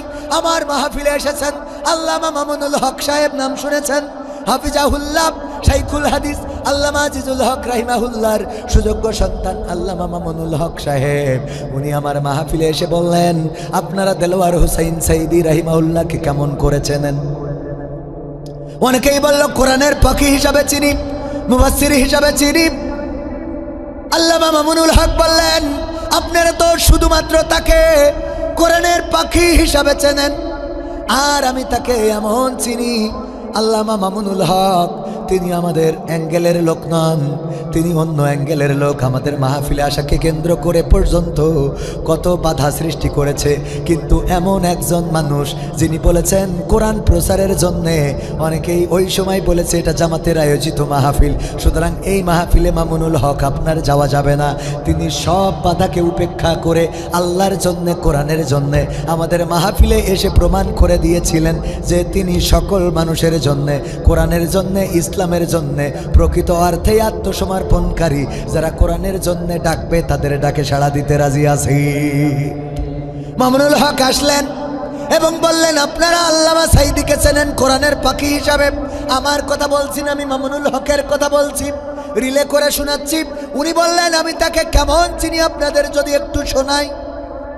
জেলখানায় 2013 সালে একসাথে থাকার সৌভাগ্য হয়েছিল। তখন আল্লামা দেলোয়ার হুসাইন সাইদি আমাকে জানিয়েছে এই বাতিলেরা তারা আমাকে জেলে ভরার পরে প্রস্তাব করেছে, আল্লামা দেলোয়ার হুসাইন সাইদি আপনার তো কণ্ঠ ভালো, আপনার সুর ভালো, কোরআনের কথা বলে বেড়ান, আপনাকে আমরা ছেড়ে দিতে রাজি আছি যদি আপনি আমাদের শর্ত মেনে নেন। কি শর্ত? আপনি যদি মুক্তি চান, আপনি কোনো রাজনীতি করবেন না, ইসলামী আন্দোলন করবেন না, আপনি ইসলামী আন্দোলন ছেড়ে দেবেন, বিনিময়ে আমরা আপনাকে অর্থ দেব, টাকা দেব, ঘর দেব, বাড়ি দেব, গাড়ি দেব, এমনকি আমরা নেতা বানিয়ে এমপি বানিয়ে ধর্মমন্ত্রী বানাতেও আমাদের কোনো আপত্তি থাকবে না, বিনিময়ে ইসলামী আন্দোলন ছেড়ে দিয়ে আমাদের পক্ষে আসতে হবে। আল্লামা সাইদি 2013 সালেই বলে দিয়েছেন তোমরা যা দেওয়া সম্ভব, আল্লাহর নবীর মতো বলেছেন। আল্লাহর নবী যেমন বলেছিলেন তোমরা তো সেটা দিতে চাও যেটা দেওয়া সম্ভব, আর তোমরা যদি আমার হাতে ওই আকাশের সূর্যটা ডান হাতে তুলে দাও আর আকাশের চন্দ্রটা যদি আমার বাম হাতে এনে দাও, তারপরে দিনের দাওয়াত দেওয়া ছেড়ে দেব না। আল্লামা দেলোয়ার হুসাইন সাইদি বলেছিলেন তোমাদের জন্য যেটা দেওয়া সম্ভব সেটা তো দিতে চেয়েছো, যেটা অসম্ভব সেটাও যদি দিয়ে দাও তারপরেও আমি ইসলামী আন্দোলনটা ছেড়ে দেব না। আল্লাহু আকবার বলবেন না? এর বিনিময়ে 2013 থেকে 2023 সাল পর্যন্ত 10টি বছর কারাগারের মধ্যে থেকেছেন একজন মানুষ। এই 10 বছরের মধ্যেও একবারও চিন্তাও করেন নাই যে ঠিক আছে যেহেতু ছাড়ে না, সুতরাং আমি তাদের প্রস্তাবে রাজি হয়ে যাই। দিনের পর দিন কারারুদ্ধ থেকেছেন, জেলখানার কুঠুরিতে থেকেছেন। এমন অবস্থায় শফিকুল ইসলাম মাসুদ ভাইয়ের বক্তব্য শুনে থাকতে পারেন, একজন পুলিশ অফিসার বা একজন পুলিশ জেলখানার পুলিশ বলল ভাই আপনি আজকে আসার সময় একটা জায়নামাজ বেশি করে আনবেন, নামাজ পড়ার সময় একটা জায়নামাজ বেশি করে নিয়ে আসবেন। কেন? আপনি আসার পরে বলবো শফিকুল ইসলাম মাসুদ ভাই একটা জায়নামাজ বেশি করে আনলেন, তারপরে ওই পুলিশের কাছে আসলেন, পুলিশ বললেন ভাই জায়নামাজটা দেন। আমি নামাজি লোক, আমি আল্লাহর কাছে নিবেদিত প্রাণ একজন মানুষ, মিথ্যা বলতে পারবো না বলে আপনাকে বলেছি জায়নামাজটা আনার জন্যে। আমি চাইলে এটা কিনে দিতে পারতাম, কিন্তু আমাকে মিথ্যা বলতে হতো। আমাকে কি বলতে হতো? কেন মিথ্যা বলতে হতো? কারণ হলো আমি যেই জেলখানায় ডিউটি করি সেখানেই কোরআনের পাখি আল্লামা দেলোয়ার হুসাইন সাইদি সেই জেলখানায় সেখানেই রয়েছেন। আমি দেখি যখন তিনি ঘুমান, আহারে বালিশও নাই, হাতের নিচে মাথাটা দিয়ে ঘুমিয়ে থাকেন। কোরআনের এত বড় একজন খাদেম, কোরআনের পাখি, 50টা বছর যিনি এই বাংলার আনাচে কানাচে শুধু নয় গোটা বিশ্বের জমিনে 50টিরও বেশি দেশে কোরআনের বাণী প্রচার করেছেন। যার কোরআনের বাণী শুনে পথহারা মানুষেরা পথের দিশা পেয়েছেন, যার কোরআনের বাণী শুনে অন্য ধর্মের লোকজন ইসলাম ধর্মে দীক্ষা নিয়েছেন, সেই মানুষটা জেলখানার মধ্যে নিজের হাতটা মাথার নিচেই দিয়ে ঘুমায়। এটা যখন দেখি কষ্টে বুকটা ফেটে যায়, কিন্তু কিছু তো করার নাই, জেলখানার রুলস মেনে চলতে হবে। আমাদের তো ক্ষমতা নাই একটা বালিশ তাকে দিয়ে দেব। জায়নামাজ একটা বেশি আনতে বললাম এই জন্যে, একটাই আপনি দাঁড়িয়ে নামাজ পড়বেন আজকে জুমায়, আর একটা আমার কাছে দিয়ে দেবে। যেই জায়নামাজটা আমি জেলখানায় শো করবো যে আল্লামা সাইদির একজন শুভাকাঙ্ক্ষী তার নামাজের জন্য এই জায়নামাজটা দিয়েছেন, এই কথা বলে জায়নামাজটা ঢুকিয়ে দেব। আর কোরআনের পাখিকে বলবো এই জায়নামাজটা ভাঁজ করে একটু মাথার নিচে দিয়ে ঘুমাবে। এত কষ্ট করেছেন, বাতিলের কাছে মাথা নত করেন নাই। 10টা বছর পার হয়ে গেছে, এই 10 বছরের মধ্যে একটা দিনের জন্য চিন্তাও করেন নাই যে আজকে এত নির্যাতন, এত নিষ্পেষণ, তার থেকে বরং তাদের কথাটা মেনে নিই, তাদের প্রস্তাবটা মেনে নিই। প্রস্তাব মেনে নেন নাই, বরং এই মানুষটারে আবার জেলখানা থেকে বের করে নিয়ে চলে গেল হাসপাতালে নিয়ে যে ইঞ্জেকশন পুশ করে শহীদ করে দেয়া হলো। ওই দিন কোরআনের পাখির কবর দিয়েছিলাম এই নিজ হাতে। এই হাতে আল্লামা সাইদির লাশটা ধরেছি, এই হাতে আল্লামা সাইদির কবরটা খনন করার সৌভাগ্য আল্লাহ করে দিয়েছিলেন। ওই দিন হৃদয় উজাড় করে কেঁদেছি। আল্লামা সাইদির 3জন সন্তান বেঁচে আছেন, তিনজন সন্তানকেই বুকে আগলে নিয়ে বলেছিলাম গোটা বাংলাদেশে কোরআনের পাখির মুক্তি চেয়ে গান গেয়ে গিয়েছি। এমনকি কোরআনের পাখির মুক্তি চেয়ে গান গাওয়ার কারণে আমার উপজেলায়, শিকরগাছা উপজেলায় আমার যুবলীগ ছাত্রলীগের ভাইয়েরা আমাকে ধরলেন, ইসলামী ব্যাংকের পাশ থেকে নামলাম, মোটরসাইকেলে উঠলাম, ধরে নিয়ে গেলেন, আমাকে নির্যাতন করলেন, নিষ্পেষণ করলেন। একটাই কথা ছিল, রাষ্ট্র যারে রায় দিয়েছে, জেলখানায় ভরেছে, সেই মানুষের মুক্তি চেয়ে কেন গান গাইলেন? আমি যেদিন আল্লামা সাঈদী চলে গেল, বারবার মনে হচ্ছিল যে এই মানুষটার মুক্তি চাওয়ার কারণে আমার নির্যাতনের শিকার হতে হলো, সেই মানুষটার মুক্তি চাওয়ার কারণে আমাকে কলার ধরা হলো, সেই মানুষটার মুক্তি চাওয়ার কারণে আমাকে জুলুমের শিকার হতে হলো। আজকে সেই মানুষটা চলে গেল, ও আল্লাহ মুক্তি চাইলাম, তুমি এমন মুক্তি দিয়ে দিলে যে দুনিয়ার জমিনে আর দেখা হবে না। টেকনাফ থেকে তেতুলিয়া, রূপসা থেকে পাতুরিয়া, একটি নামে সবাই যাকে চেনে, এক দুইজন নয়, 1.5 শতাধিক মানুষ জীবন দিল শুধু জারি প্রেমে।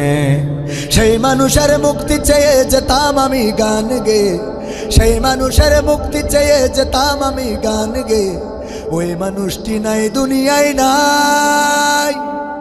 আজ আর মুক্তি চাওয়ার নাই প্রয়োজন নাই রে, আজ আর আমার গানের নাই প্রয়োজন নাই, আজ আর মুক্তি চাওয়ার নাই প্রয়োজন নাই গো, আজ আর আমার গানের নাই প্রয়োজন নাই।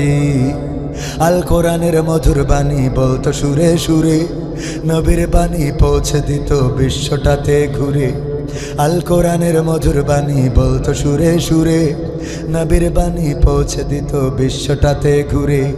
তার মুখেরই বয়ান শুনে হতো মুসলমান, বুকের সাথে বুক মিলিয়ে ধন্য কত প্রাণ।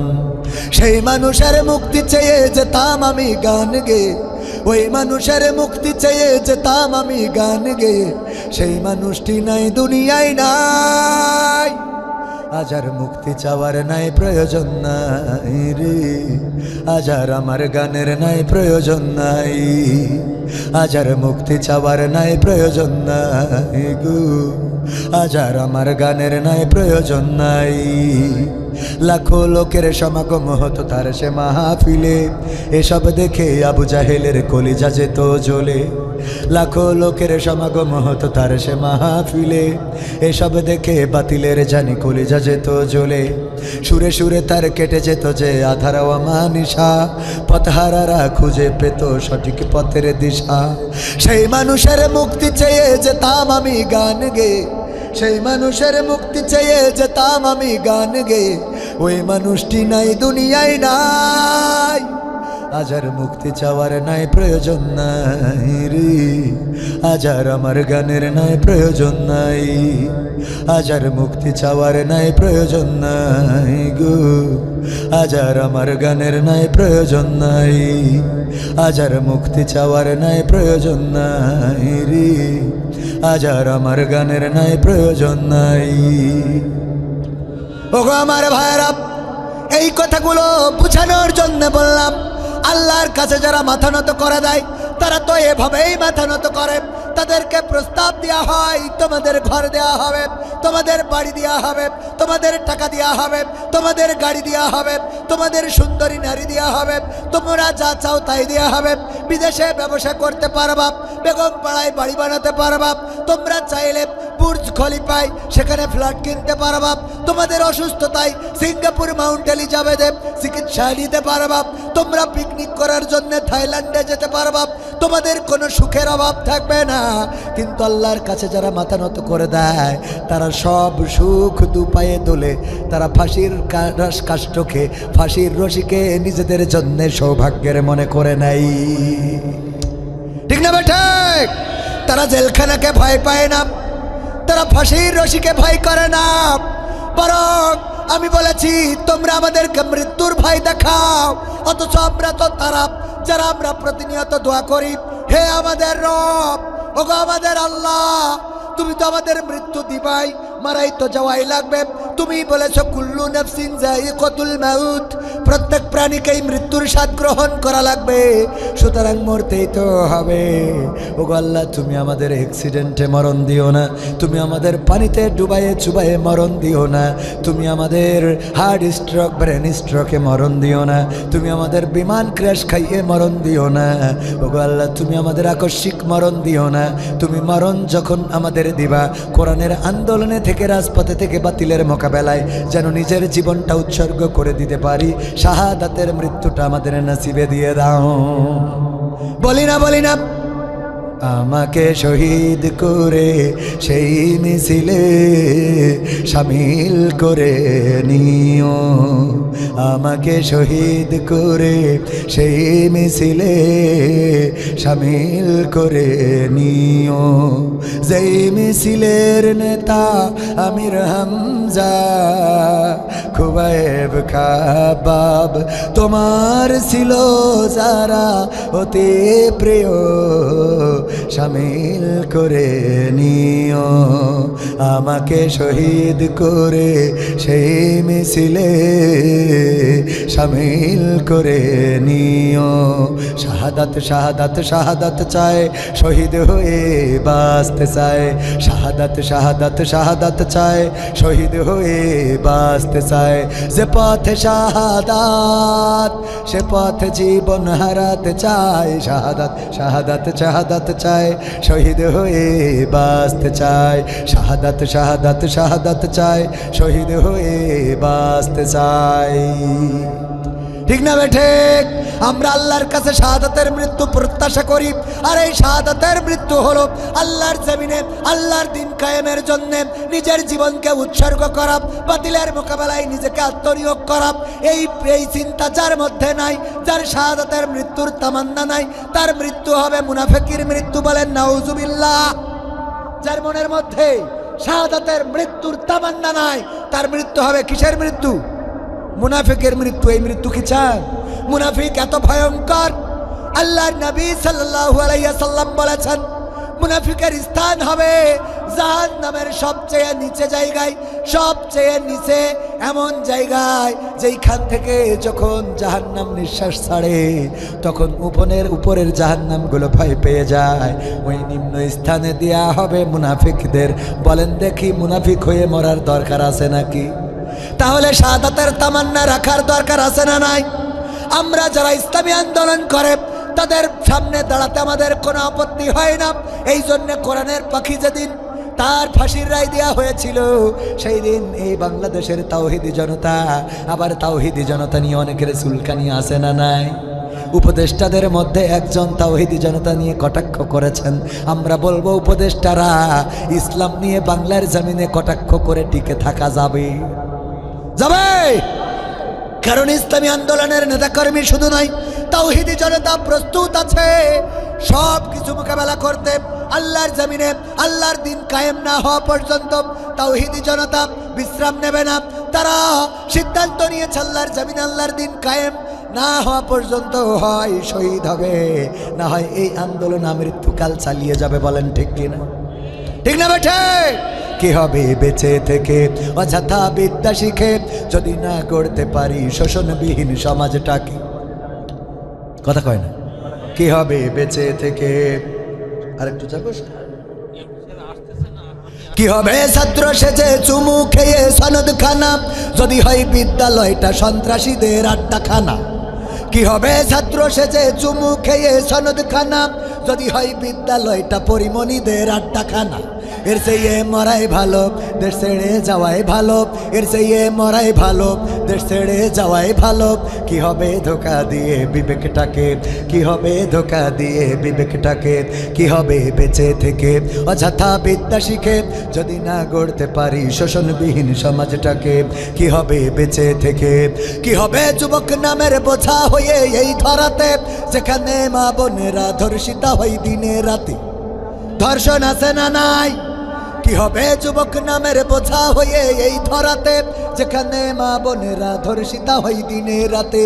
যৌবনের সার্থকতা খুশিবে সকল ব্যথা, যৌবনের সার্থকতা খুশিবে সকল ব্যথা। পারো যদি বলি দিতে মানুষরূপী পশুটাকে, পারো যদি বলি দিতে মানুষরূপী পশুটাকে, কি হবে বেঁচে থেকে অযথা বিদ্যা শিখে যদি না গড়তে পারি শোষণবিহীন সমাজটাকে?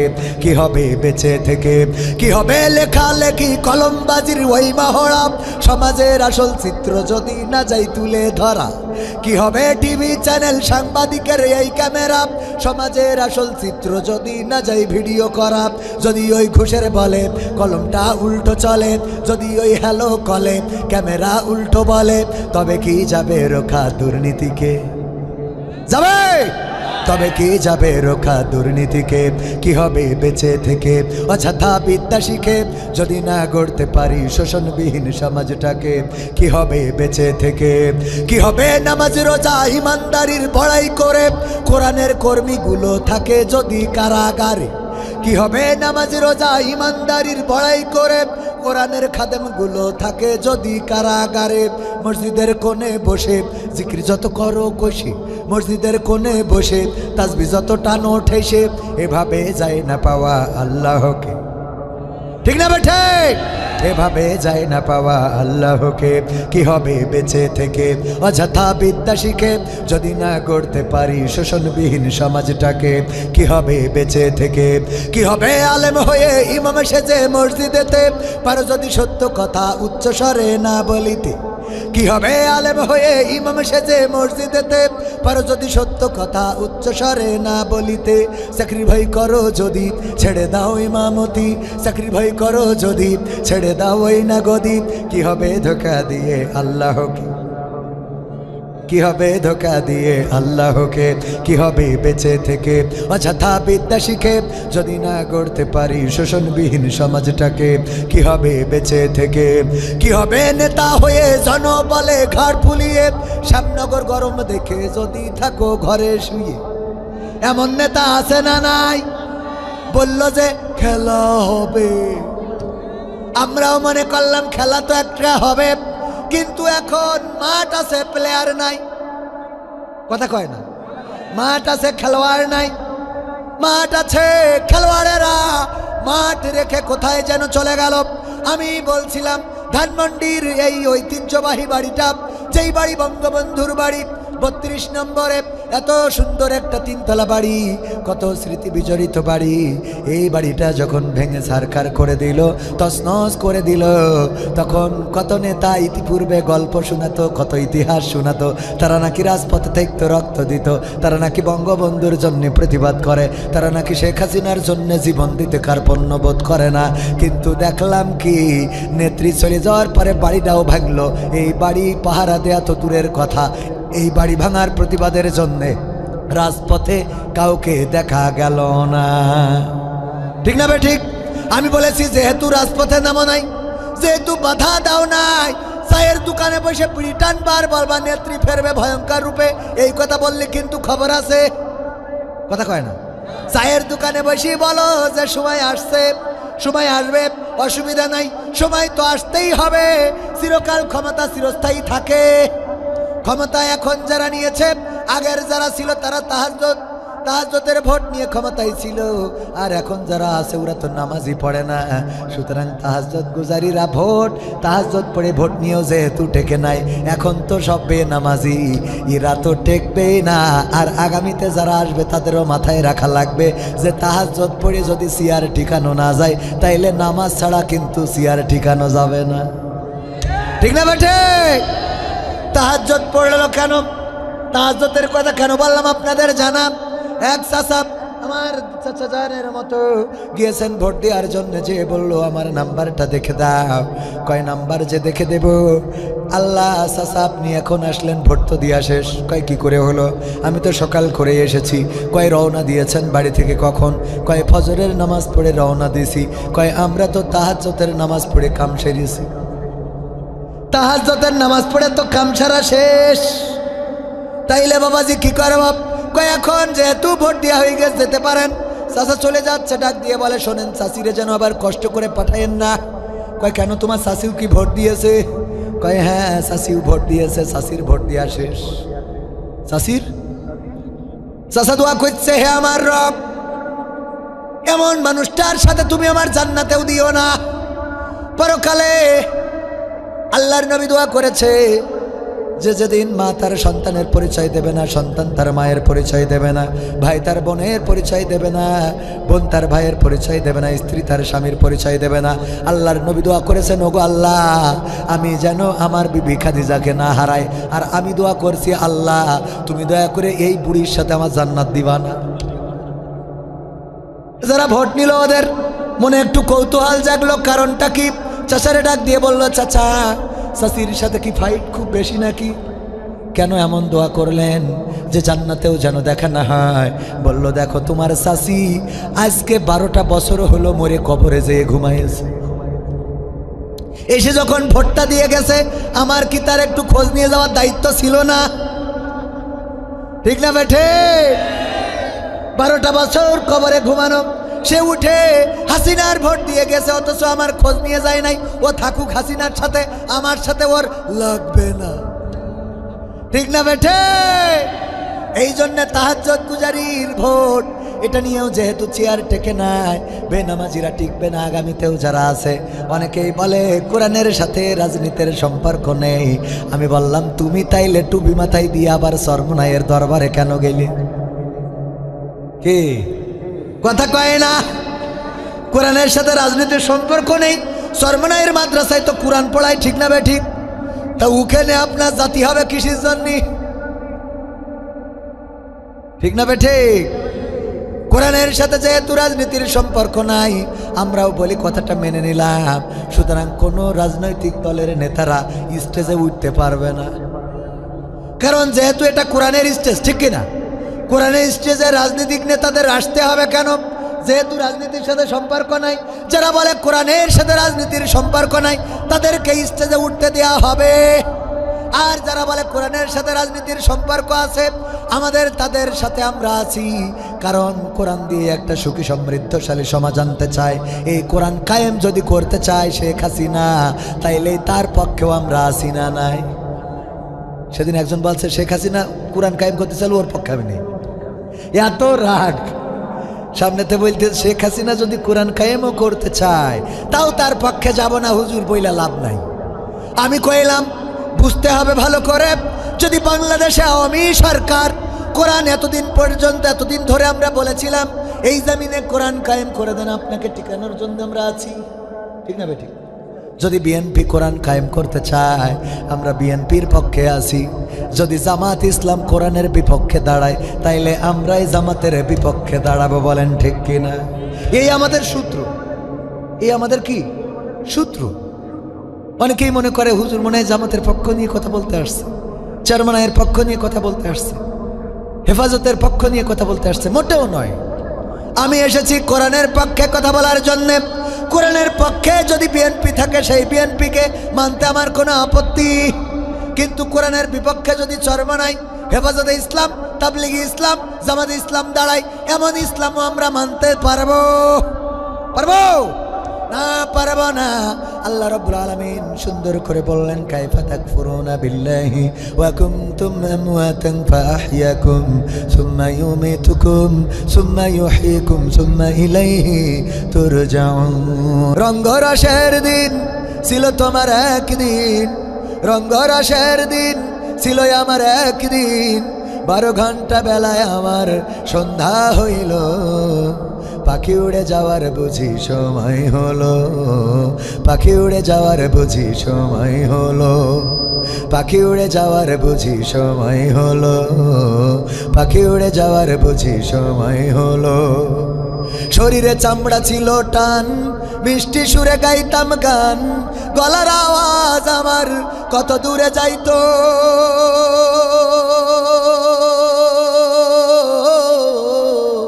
শরীরে চামড়া ছিল টান, মিষ্টি সুরে গাইতাম গান, গলার আওয়াজ আমার কত দূরে যাইতো।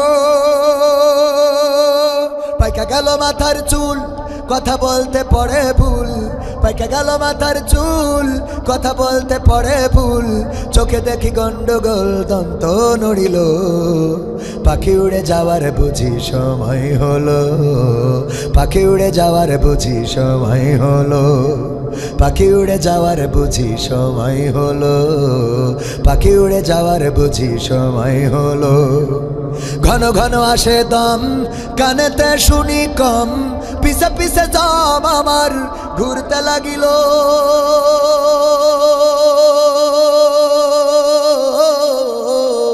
ঘন ঘন আসে দম, কানেতে শুনি কম, পিছে পিছে জম আমার ঘুরতে লাগিল।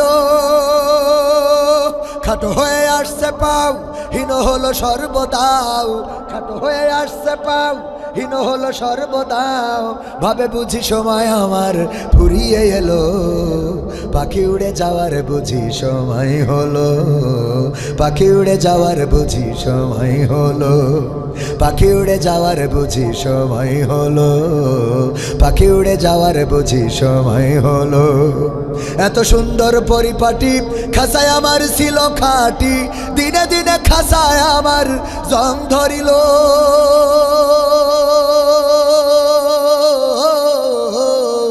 এত সুন্দর পরিপাটি খাসায় আমার ছিল খাটি, দিনে দিনে খাসায় আমার জং ধরিল। পুরাতন খাসাতে পাখি করে শুধু ডাকা ডাকি, পুরাতন খাসাতে পাখি করে শুধু ডাকা ডাকি, একদিন আমায় দিয়া ফাঁকি উড়িয়া যাইব, পাখি উড়ে যাওয়ার বুঝি সময় হলো, পাখি উড়ে যাওয়ার বুঝি সময় হলো, পাখি উড়ে যাওয়ার বুঝি সময় হলো, পাখি উড়ে যাওয়ার বুঝি সময় হলো। রঙ্গরসের দিন ছিল আমার একদিন, রঙ্গরসের দিন ছিল সাসার একদিন, 12 ঘন্টা বেলা সাসার সন্ধ্যা হইল, পাখি উড়ে যাওয়ার বুঝি সময় হলো, পাখি উড়ে যাওয়ার বুঝি সময় হলো, পাখি উড়ে যাওয়ার বুঝি সময় হলো, পাখি উড়ে যাওয়ার বুঝি সময় হলো। ঠিক না বে ঠিক? ওগো আমার ভাইয়েরা, তাইলে ইব্রাহিম আলাইহিস সালামের কথা বলছিলাম। বললো এই মূর্তি ভেঙেছে কে? বললো এই মূর্তি ভাঙতে পারে ইব্রাহিম, কারণ তাকে কখনো দেবতার সামনে যাইতে দেখি না, তারে কখনো আমাদের সাথে পূজা মণ্ডপে যাইতে দেখি নাই, তারে আমাদের উপাসনালয়ে দেখি নাই, সুতরাং এই কাজ সে করতে পারে, ও কাজের মেলায়ও যায় নাই।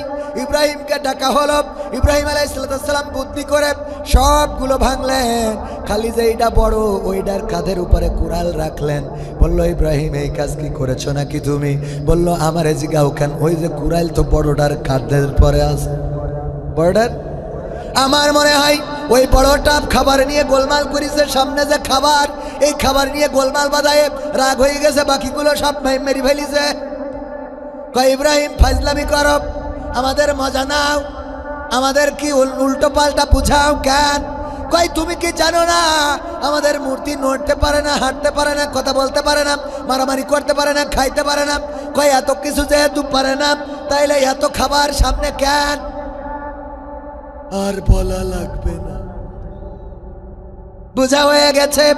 এই কাজ করেছো তুমি, শাস্তি হলো তোমার জন্য জাহান্নাম তৈরি করব। কারণ আনা রব্বুকুমুল আলা, আমি নমরুদ রব। ফিরাউনও একই কথা বলেছিল, ফিরাউন বলেছিল আমি তোমাদের রব। নমরুদ বলল আমি আল্লাহ, আমি রব, আমি প্রভু, এই জন্য আমি জাহান্নাম বানাবো। তোমার শাস্তি হলো জাহান্নামে। জাহান্নাম বানানো হয়ে গেল। আগুন বানানোর পরে ইব্রাহিমকে যখন আগুনে ফেলানোর জন্য সব প্রস্তুত হয়ে গেল, তখন বলল আগুন, তখন ইব্রাহিম বলল ওগো নমরুদ, আমারে ছেড়ে দাও, ছেড়ে দাও, আমি আর কোনোদিন এমন ভুল করব না। কথা কয় না, কয় ঠিক। খাওয়া দাওয়া করেন, মোনাজাত আপনি করবেন, দোয়া করবেন আপনি। আমাদের শিল্পী গোষ্ঠী আরেকবার সঙ্গীত শোনে। হ্যাঁ, ও উনি আসলে উনি আসলে শেষ করে দেব ইনশাআল্লাহ। তারপরে ওনার আলোচনার পরে শিল্পীদের গান শোনাবেন। কথা ঠিক আছে? হ্যাঁ, আলোচনার মাঝখানে আমরা তো মেলা ডিস্টার্ব দিচ্ছেন, আবার ডিস্টার্ব দিতে পারবো। হ্যাঁ, মানে যতক্ষণ হুজুরের তো আর অন্য কোনো জায়গা নেই। ভাইয়েরা আমার, আমি মানুষদেরকে বুঝাইতে পারলাম না। আমার বক্তব্য হলো যে দাওয়াত নেওয়ার সময় বলি যে আমাকে সেকেন্ড বক্তা করলে 8টা টু 10টা, ফার্স্ট বক্তা করলে 10টা টু 12টা, ক্লিয়ার। আগামীতে মাহফিল যারা নিবেন, এই শ্যামনগর ইসলামী আন্দোলনের উর্বর একটা ভূমি, ঠিক কিনা? এখানে আমার বাবা এই অঞ্চলে মাহফিল করে গিয়েছেন। মাস্টার আব্দুল সামাদ নাম মনে আছে না অনেকের? আমার আব্বার ওয়াজ শুনেছেন এমন একজনও কি আছেন এখানে? একজন আছেন চাচা, ও আরেকজন মাস্টার আব্দুল সামাদ, ওই যে আরও চাচা আছেন, অনেকেই চেনার কথা। মুরব্বী যারা, তারা 23 বছর আগে আব্বা চলে গিয়েছেন। তো এই অঞ্চলটায় আসতেন 15 দিন 20 দিন, তখন তো ফোনের যুগ ছিল না, চিঠি দিয়ে দাওয়াত দিত। হলুদ খামে চিঠি যেত আব্বার কাছে, সেই চিঠিতে লেখা থাকতো অমুক তারিখ আমরা মাহফিলের আয়োজন করব, আপনি চলে আসবেন। এবং সেই চিঠির দাওয়াতে আমার আব্বা এসে ওয়াজ করে যেতেন এই অঞ্চলে। আর এই অঞ্চলে যখন আসতেন একদিন দুদিন না, 15 দিন 13 দিন 17 দিন এই অঞ্চলে কাটিয়ে তারপরে বাড়িতে যেতেন। তখন ফোন ছিল না, খোঁজও পাইতাম না, তারপরে আব্বা বাড়িতে ফিরতেন। তো এই অঞ্চল ইসলামের জন্য উর্বর ভূমি। এই অঞ্চলে আসবো না এরকম না, সবসময় মাথায় রাখবেন যে প্রতিটা দিন আমাদের মাহফিল থাকে। হয়তো আপনার অঞ্চলে একদিন আয়োজন করছেন, কিন্তু বক্তা যারা, তাদের তো প্রতিদিন প্রোগ্রাম। আর আমি একটার বেশি প্রোগ্রাম তেমন রাখিই না।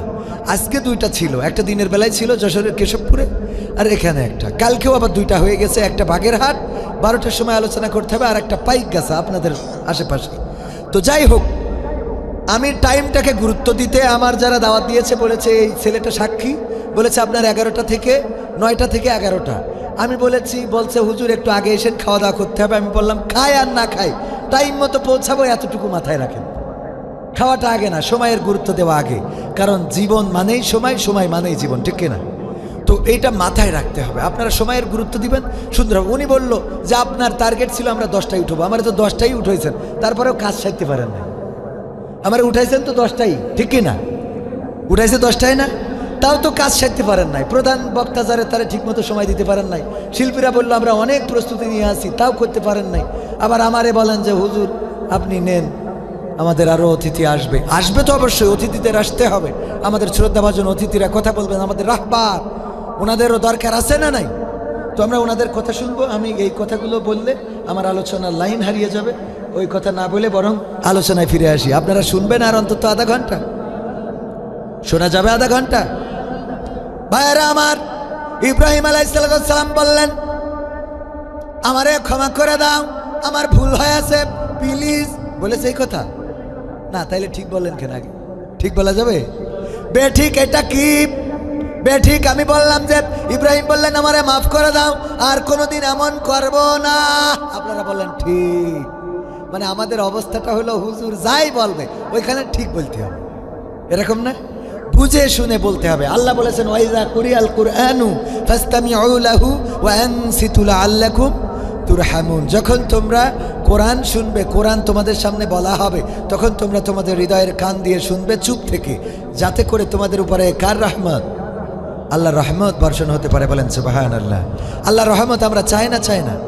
আল্লাহর রহমত যদি চাই, তাহলে এখানে এই মাহফিল, কোরআনের মাহফিল, এই মাহফিলে মনে করেন যে দূর দূরান্তে যারা আছেন, আমি বলবো কোরআনের সম্মানে বসে যাওয়া যাবে না? যাবে না? বসে যাওয়া যাবে ইনশাআল্লাহ। আমার ভাইজান মুহতারাম হাফেজ মাওলানা কারি নুরুল ইসলাম ফারুকি সাহেব, উনি সম্ভবত খাওয়া দাওয়া করেন না, এই জন্য ওনাকে একটু বিদায় দিতে হয়েছে। কষ্ট পেয়েছেন আপনারা? আল্লাহ ভাইয়ের কণ্ঠকে বিশ্বব্যাপী কবুল করে নিন, বলেন আমিন। আপনার এলাকার সন্তান খুব সুন্দর করে আলোচনা করছিলেন, ওনার আলোচনা আরও দরকার ছিল।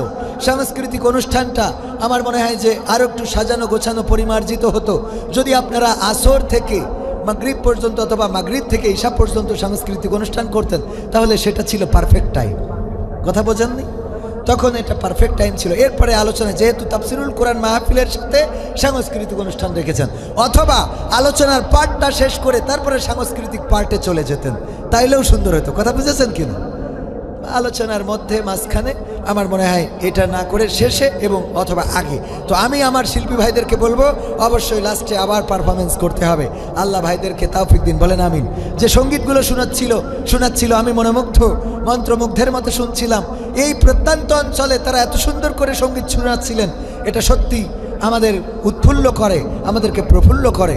আল্লাহ ভাইদের কণ্ঠকে বিশ্বময় কবুল করে নিন, বলেন আমিন। শুনবো আমরা কি দিয়ে? কি দিয়ে? হৃদয়ের কান দিয়ে, মন দিয়ে, যাতে করে এমন না হয়ে যায় যে হুজুর কালেকশন করছে যে 50,000 টাকায় মাহফিলে দেওয়ার মতো কি কেউ আছেন? কেউ হাত উঁচু করে না, সুন্দর করে ওয়াজ করে শোনায়। ভাইয়েরা আমার, 50,000 টাকা যদি কেউ মাহফিলে দেন, কোরআনের ইজ্জতে তার সম্মান দুনিয়া আল্লাহ বাড়িয়ে দেবেন। পরকালে মা বাবা দাদা দাদি নানা নানি যারা আছে তারা জান্নাতে যাবেন।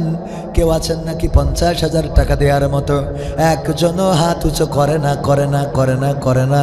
হুজুর ওয়াজ করে করে যখন ক্লান্ত হয়ে গেছে, অমনি মাথা গরম হয়ে গেল। এবার বলছে, এই 50,000 টাকা দেওয়ার মতো কি একজনও নেই? হাত উঁচু করেন। একজন মাহফিল শুনতে এসে ওর একটু ঘুম এসে গেছিল আর কি, ওই হাত উঁচু করেন শুনেই হাত উঁচু করিস। নাম কি? ওবায়দুল কাদের। আল্লাহ ওবায়দুল কাদের 50,000 টাকা করলো দান, বাড়িয়ে দাও, সম্মান নেখায়াত দিয়ে দাও। আল্লাহ দুনিয়ার জীবন সহজ করো, আখিরাতের জীবন মুক্তির করো। মা বাবা দাদা দাদি নানা নানি আপনজন যারা কবরে, কবরগুলো জান্নাতের বাগান করে দাও।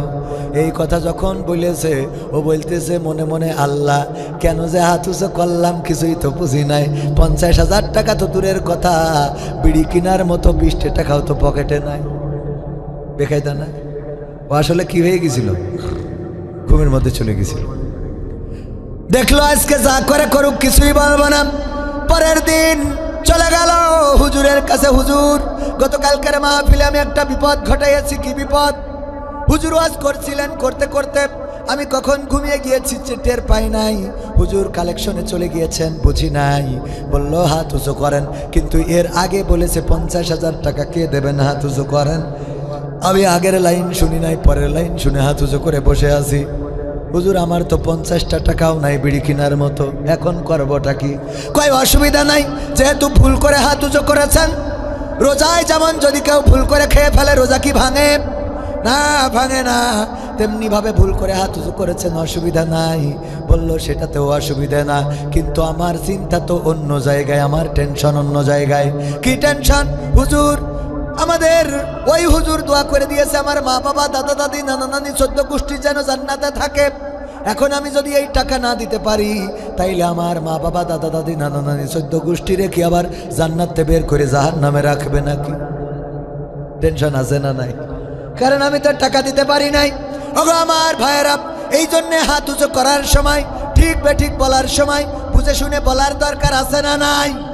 আল্লাহর নবী বললেন, আল্লাহর নবী তাই ফেরাউনকে বা নমরুদ, তখনকার নমরুদকে বলেন নাই যে আমারে বাঁচতে দাও, আমারে ক্ষমা করে দাও, আমার ভুল হয়েছে, আমারে মাফ করে দাও, আর কোনোদিন এমন করব না।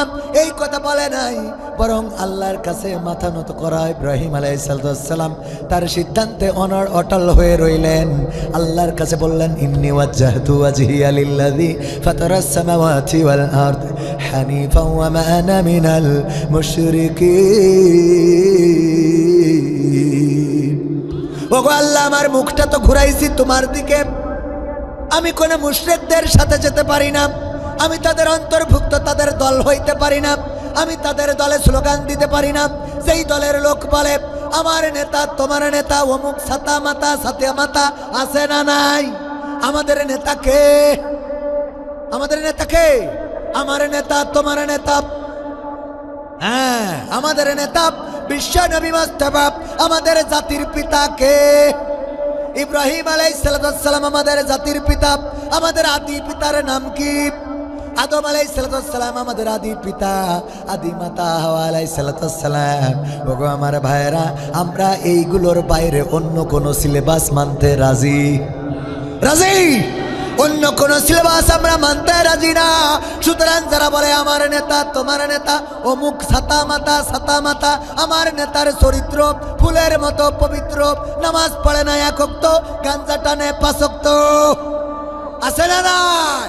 ওই নেতার পিছনে স্লোগান দিলে এখন অনেকেই বলে আমার নেতা যেখানে আমরাই আছি সেখানে, নেতা তুমি এগিয়ে চলো আমরাই আছি তোমার সাথে, নেতা তোমার ভয় নাই, রাজপথ ছাড়ি নাই, নেতা এখন কলকাতায়, তোরা এখন আসিস কোথায়? ঠিক ঠিক না বেঠে? নেতা এখন কলকাতায়, তোমরা এখন কোথায়? এমপিরা সব কোথায় গেল? মন্ত্রীরা সব কোথায় গেল? কোথায় কাদের কাকা? তাদের সারা দেশটা এখন লাগে ফাঁকা ফাঁকা। পালাবো না, পালাবো না, প্রয়োজন হলে ফখরুলের বাসায় গিয়ে উঠব। আমাদের আগে শিল্পীরা গেয়েছে না? কোথায় গেল কাকা? ফখরুল তোমার বাসায় আসেনি। কেন কেন বলেছে না? না, ফখরুলের বাসায় ওরা জিজ্ঞাসা করেছে আছে কিনা। আমি নিজেই গিয়েছিলাম ঠাকুরগাঁওয়ে এবং ওই জেলায় যে জিজ্ঞাসা করেছি এই জেলাতে ফখরুলের বাসায় কি এসেছে নাকি। কয় না আসে নাই, আমি নিজেই জিজ্ঞাসা করেছি, মিথ্যা বলছি না। ওগো আমার ভাইরা, সুতরাং যারা বলেছে পালাবো না পালাবো না, তারাও পালিয়ে গিয়েছে। বলেন ঠিক কিনা? নারায়ে তাকবীর। বিশেষ অতিথির আগমন, প্রধান অতিথির আগমন। দাঁড়ানো উচিত। আমি তো আসলে সব অতিথির এখনো চিনে পারিনি। বিশেষ হন প্রতিথি, বিশেষ প্রধান যেই হন, আসেন বসেন ইনশাআল্লাহ। আমরা আজকে সারা রাত মাহফিল শুনলে কোনো অসুবিধা আছে? হয় না, বাড়ি গেলে দরজা খুলবেন না। হ্যাঁ, আমি তো 11টা পর্যন্ত আমার টাইম, আর 15 মিনিট আছে। আল্লাহ কবুল করুন, বলেন আমিন। পালাবো না পালাবো না, যাই না তবু দেখা। পালাবো না পালাবো না, যাই না তবু দেখা। তাদের সারা দেশটা এখন লাগে ফাঁকা ফাঁকা, ওদের সারা দেশটা এখন লাগে ফাঁকা ফাঁকা। আইন মন্ত্রী আটকে গেল আইনেরই ফাঁকে, দাড়ি সারা দরবেশের ভণ্ড ভণ্ড লাগে। ঠিক না বেঠে? আইন মন্ত্রী আটকে গেল আইনেরই ফাঁকে, দাড়ি সাড়া দরবেশের ভণ্ড ভণ্ড লাগে। শুনছি কত নেতা নেত্রী খাইতেছে ভাই ডান্ডা, বিচারপতি কালামানিকের ফাটিয়েছে আন্ডা। পলকেরও ঝলক গেল, পলকেরও ঝলক গেল থামিয়ে নেটের চাকা। তাদের সারা দেশটা এখন লাগে ফাঁকা ফাঁকা, ওদের সারা দেশটা এখন লাগে ফাঁকা ফাঁকা। কই গেল সেই সংসদেতে মমতাজের গান? কোথায় গেল হজরত বলা স্বামী ওসমান? ঠিক না বেঠে? স্বামী ওসমান আবার গর্ত থেকে বের হয়েছে, টেলিভিশনে সাক্ষাৎকার দিয়েছে। সে অনলাইনে এসে ওই যে কে যেন ঠিকানাই, কোন সাংবাদিক যেন তার কাছে সাক্ষাৎকার দিয়েছে, সে এখন উল্টা গান গাওয়া শুরু করে দিয়েছে। ঠিক না বেঠিক? আবার সংসদে বলল বঙ্গবন্ধুর হত্যার পরে তারা নাকি বন্দুক নিয়ে বের হয়েছিল প্রতিবাদে। বাঘা সিদ্দিকী, অনেকেই বলে কাদের সিদ্দিকী, সে নাকি বড় প্রতিবাদী ছিল। এত বড় প্রতিবাদী তোমরা, তোমাদের জাতির পিতার বাড়ি ভেঙে ফেলা হলো, যেই বাড়িতে স্বাধীনতার স্থপতি বঙ্গবন্ধুর রক্তের দাগ লেগে আছে। কত স্মৃতি, শেখ হাসিনার স্মৃতি, শেখ রেহানার, শেখ জামালের, শেখ কামেলের, শেখ রাসেলের, এমনকি ফজিলতুন্নেসা। এত মানুষের বঙ্গবন্ধুর পরিবারের যেখানে রক্তের দাগ লেগে আছে, যেই বাড়িতে এত স্মৃতি, ওই বাড়িটা যখন ভেঙে ফেললো তখন এত নেতা একজনও সামনে গেল না। তার মানে এই নেতাগুলো হলো পেয়েছে যতদিন, খেয়েছে যতদিন, নিয়েছে যতদিন, গেয়েছে ততদিন, যখন দেখেছে পাওয়া হবে না, খাওয়া হবে না, তখন বলেছে আর গাওয়া হবে না। ঠিক না বেঠিক? যারা ভাষণ দিত সামনে আসো, আমাদের পুলিশ লাগবে না, তোমরা আসো, তোমাদের দেখে নেওয়া হবে, আসো সামনে আসো। আমরা যদি পিশাব করে দিই সেই পিশাবেই তোমরা বানের পানির মতো ভেসে যাবে। এত পিশাবের জোর। এখন দেখা যায় যে ওরা পিশাব করা তো দূরের কথা, আমি বললাম জোর যদি এত থাকে, তোমরা তোমাদের বানের পানির দরকার নেই, সুনামির টর্নেডোর সাইমুমের দরকার নেই, একটু এসে আমাদের ইরিধানের 1 বিঘে জমি ভিজাই দাও, দেখি কেমন মেশিনই পানি ওঠে। ঠিক না বেঠে? তার মানে এই সব কথাগুলো বলতো যখন পিছনে লোক ছিল, যখন শক্তি ছিল, যখন পাওয়ার ছিল, পুলিশ ছিল, আর্মি ছিল, পিডিআর ছিল, বিজিবি ছিল, আর ওদের বড় বড় বন্দুক ছিল। এই বন্দুকগুলো থাকার কারণে বড় বড় কথা বলেছো। আর আমরা বলি, আমরা যারা আল্লাহর কাছে নিজেদেরকে আত্মসমর্পণ করেছি, তারা আল্লাহর কাছে জীবনটা বিক্রয় করে দিয়েছি। তোমাদের বন্দুকের নলের কাছেও ইসলামী আন্দোলনের নেতাকর্মীরা ভয় পায় না। ঠিক না ঠিক? এই জন্য আমাদের কোরআনের খাদেম যারা, ইসলামী আন্দোলনের নেতাকর্মী যারা, তারা জেলখানাকে বেছে নিয়েছে, তারা ফাঁসির রশিকে বাছাই করে নিয়েছে, তারপরেও বাতিলের কাছে মাথা নত করে নাই। আমার মাহফিলে এসেছেন আল্লামা মামুনুল হক সাহেব, নাম শুনেছেন? হাফিজাহুল্লাহ শাইখুল হাদিস আল্লামা আজিজুল হক রাহিমাহুল্লাহর সুযোগ্য সন্তান আল্লামা মামুনুল হক সাহেব, উনি আমার মাহফিলে এসে বললেন, আপনারা দেলোয়ার হোসাইন সাইদি রাহিমাহুল্লাহকে কেমন করে চেনেন? অনেকেই বলল কোরআনের পাখি হিসাবে চিনি, মুফাসসির হিসাবে চিনি। আল্লামা মামুনুল হক বললেন, আপনারা তো শুধুমাত্র তাকে কোরআনের পাখি হিসাবে চেনেন, আর আমি তাকে এমন চিনি, আল্লামা মামুনুল হক তিনি আমাদের অ্যাঙ্গেলের লোক নন, তিনি অন্য অ্যাঙ্গেলের লোক। আমাদের মাহফিলে আসাকে কেন্দ্র করে পর্যন্ত কত বাধা সৃষ্টি করেছে, কিন্তু এমন একজন মানুষ যিনি বলেছেন কোরআন প্রচারের জন্যে, অনেকেই ওই সময় বলেছে এটা জামাতের আয়োজিত মাহফিল, সুতরাং এই মাহফিলে মামুনুল হক আপনার যাওয়া যাবে না। তিনি সব বাধাকে উপেক্ষা করে আল্লাহর জন্যে, কোরআনের জন্যে আমাদের মাহফিলে এসে প্রমাণ করে দিয়েছিলেন যে তিনি সকল মানুষের জন্যে, কোরআনের জন্যে, ইসলামের জন্যে প্রকৃত অর্থেই আত্মসমর্পণকারী। যারা কোরআনের জন্যে ডাকবে তাদের ডাকে সাড়া দিতে রাজি আছি। মামুনুল হক আসলেন এবং বললেন, আপনারা আল্লামা সাইদিকে চেনেন কোরআনের পাখি হিসাবে? আমার কথা বলছি না, আমি মামুনুল হকের কথা বলছি, রিলে করে শোনাচ্ছি। উনি বললেন, আমি তাকে কেমন চিনি আপনাদের যদি একটু শোনাই। জেলখানায় 2013 সালে একসাথে থাকার সৌভাগ্য হয়েছিল।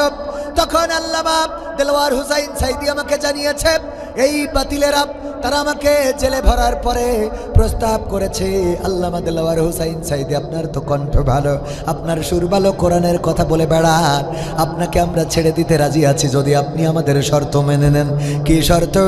আপনি যদি মুক্তি চান, আপনি কোনো রাজনীতি করবেন না, ইসলামী আন্দোলন করবেন না, আপনি ইসলামী আন্দোলন ছেড়ে দেবেন, বিনিময়ে আমরা আপনাকে অর্থ দেব, টাকা দেব, ঘর দেব, বাড়ি দেব, গাড়ি দেব, এমনকি আমরা নেতা বানিয়ে, এমপি বানিয়ে, ধর্মমন্ত্রী বানাতেও আমাদের কোনো আপত্তি থাকবে না। বিনিময়ে ইসলামী আন্দোলন ছেড়ে দিয়ে আমাদের পক্ষে আসতে হবে। আল্লামা সাইদি 2013 সালেই বলে দিয়েছেন, তোমরা যা দেওয়া সম্ভব, আল্লাহর নবীর মতো বলেছেন। আল্লাহর নবী যেমন বলেছিলেন, তোমরা তো সেটা দিতে চাও যেটা দেওয়া সম্ভব, আর তোমরা যদি আমার হাতে ওই আকাশের সূর্যটা ডান হাতে তুলে দাও, আর আকাশের চন্দ্রটা যদি আমার বাম হাতে এনে দাও, তারপরে দিনের দাওয়াত দেওয়া ছেড়ে দেব না। আল্লামা দেলোয়ার হোসাইন সাইদি বলেছিলেন, তোমাদের জন্য যেটা দেওয়া সম্ভব সেটা তো দিতে চেয়েছো, যেটা অসম্ভব সেটাও যদি দিয়ে দাও, তারপরেও আমি ইসলামী আন্দোলনটা ছেড়ে দেব না। আল্লাহু আকবার বলবেন না? এর বিনিময়ে 2013 থেকে 2023 সাল পর্যন্ত 10টি বছর কারাগারের মধ্যে থেকেছেন একজন মানুষ। এই 10 বছরের মধ্যেও একবারও চিন্তাও করেন নাই যে ঠিক আছে, যেহেতু ছাড়ে না, সুতরাং আমি তাদের প্রস্তাবে রাজি হয়ে যাই। দিনের পর দিন কারারুদ্ধ থেকেছেন, জেলখানার কুঠুরিতে থেকেছেন। এমন অবস্থায় শফিকুল ইসলাম মাসুদ ভাইয়ের বক্তব্য শুনে থাকতে পারেন, একজন পুলিশ অফিসার বা একজন পুলিশ, জেলখানার পুলিশ বলল, ভাই আপনি আজকে আসার সময় একটা জায়নামাজ বেশি করে আনবেন, নামাজ পড়ার সময় একটা জায়নামাজ বেশি করে নিয়ে আসবেন। কেন? আপনি আসার পরে বলবো। শফিকুল ইসলাম মাসুদ ভাই একটা জায়নামাজ বেশি করে আনলেন, তারপরে ওই পুলিশের কাছে আসলেন। পুলিশ বললেন, ভাই জায়নামাজটা দেন। আমি নামাজি লোক, আমি আল্লাহর কাছে নিবেদিত প্রাণ একজন মানুষ, মিথ্যা বলতে পারবো না বলে আপনাকে বলেছি জায়নামাজটা আনার জন্যে। আমি চাইলে এটা কিনে দিতে পারতাম, কিন্তু আমাকে মিথ্যা বলতে হতো। আমাকে কি বলতে হতো? কেন মিথ্যা বলতে হতো? কারণ হলো, আমি যেই জেলখানায় ডিউটি করি সেখানেই কোরআনের পাখি আল্লামা দেলোয়ার হোসাইন সাইদি সেই জেলখানায় সেখানেই রয়েছেন। আমি দেখি যখন তিনি ঘুমান, আহারে বালিশও নাই, হাতের নিচে মাথাটা দিয়ে ঘুমিয়ে থাকেন। কোরআনের এত বড় একজন খাদেম, কোরআনের পাখি, 50টা বছর যিনি এই বাংলার আনাচে কানাচে শুধু নয়, গোটা বিশ্বের জমিনে 50টিরও বেশি দেশে কোরআনের বাণী প্রচার করেছেন। যার কোরআনের বাণী শুনে পথহারা মানুষেরা পথের দিশা পেয়েছেন, যার কোরআনের বাণী শুনে অন্য ধর্মের লোকজন ইসলাম ধর্মে দীক্ষা নিয়েছেন, সেই মানুষটা জেলখানার মধ্যে নিজের হাতটা মাথার নিচেই দিয়ে ঘুমায়। এটা যখন দেখি কষ্টে বুকটা ফেটে যায়, কিন্তু কিছু তো করার নাই, জেলখানার রুলস মেনে চলতে হবে। আমাদের তো ক্ষমতা নাই একটা বালিশ তাকে দিয়ে দেব। যাই নামাজ একটা বেশি আনতে বললাম, এই জন্যে একটাই আপনি দাঁড়িয়ে নামাজ পড়বেন আজকে জুমায়, আর একটা আমার কাছে দিয়ে দেবে। যেই যাই নামাজটা আমি জেলখানায় শো করবো যে আল্লামা সাঈদীর একজন শুভাকাঙ্ক্ষী তার নামাজের জন্য এই যাই নামাজটা দিয়েছেন, এই কথা বলে যাই নামাজটা ঢুকিয়ে দেব। আর কোরআনের পাখিকে বলবো এই যাই নামাজটা ভাঁজ করে একটু মাথার নিচে দিয়ে ঘুমাবে। এত কষ্ট করেছেন, বাতিলের কাছে মাথা নত করেন নাই। 10টা বছর পার হয়ে গেছে, এই 10 বছরের মধ্যে একটা দিনের জন্য চিন্তাও করেন নাই যে আজকে এত নির্যাতন, এত নিষ্পেষণ। তার থেকে বরং তাদের কথাটা মেনে নিই, তাদের প্রস্তাবটা মেনে নিই। প্রস্তাব মেনে নেন নাই, বরং এই মানুষটারে আবার জেলখানা থেকে বের করে নিয়ে চলে গেল হাসপাতালে। হাসপাতালে নিয়ে যে ইঞ্জেকশন পুশ করে শহীদ করে দেয়া হলো। ওই দিন কোরআনের পাখির কবর দিয়েছিলাম এই নিজ হাতে। এই হাতে আল্লামা সাঈদীর লাশটা ধরেছি, এই হাতে আল্লামা সাঈদীর কবরটা খনন করার সৌভাগ্য আল্লাহ করে দিয়েছিলেন। ওই দিন হৃদয় উজাড় করে কেঁদেছি। আল্লামা সাঈদীর 3জন সন্তান বেঁচে আছেন, 3জন সন্তানকেই বুকে আগলে নিয়ে বলেছিলাম গোটা বাংলাদেশে কোরআনের পাখির মুক্তি চেয়ে গান গেয়ে গিয়েছি। এমনকি কোরআনের পাখির মুক্তি চেয়ে গান গাওয়ার কারণে আমার উপজেলায়, চিকরগাছা উপজেলায় আমার যুবলীগ ছাত্রলীগের ভাইয়েরা আমাকে ধরলেন, ইসলামী ব্যাংকের পাশ থেকে নামলাম, মোটরসাইকেলে উঠলাম, ধরে নিয়ে গেলেন, আমাকে নির্যাতন করলেন, নিষ্পেষণ করলেন। একটাই কথা ছিল, রাষ্ট্র যারে রায় দিয়েছে জেলখানায় ভরেছে, সেই মানুষের মুক্তি চেয়ে কেন গান গাইলেন? আমি যেদিন আল্লামা সাঈদী চলে গেল, বারবার মনে হচ্ছিল যে এই মানুষটার মুক্তি চাওয়ার কারণে আমার নির্যাতনের শিকার হতে হলো, যেই মানুষটার মুক্তি চাওয়ার কারণে আমাকে কলার ধরা হলো, যেই মানুষটার মুক্তি চাওয়ার কারণে আমাকে জুলুমের শিকার হতে হলো, আজকে সেই মানুষটা চলে গেল। ও আল্লাহ, মুক্তি চাইলাম, তুমি এমন মুক্তি দিয়ে দিলে যে দুনিয়ার জমিনে আর দেখা হবে না। টেকনাফ থেকে তেতুলিয়া, রূপসা থেকে পাতুরিয়া, একটি নামে সবাই যাকে চেনে। 1-2 জন নয়, 1.5 শতাধিক মানুষ জীবন দিল শুধু জারি প্রেমে। সেই মানুষের মুক্তি চেয়ে যেতাম আমি গান গে, সেই মানুষের মুক্তি চেয়ে যেতাম আমি গান গে।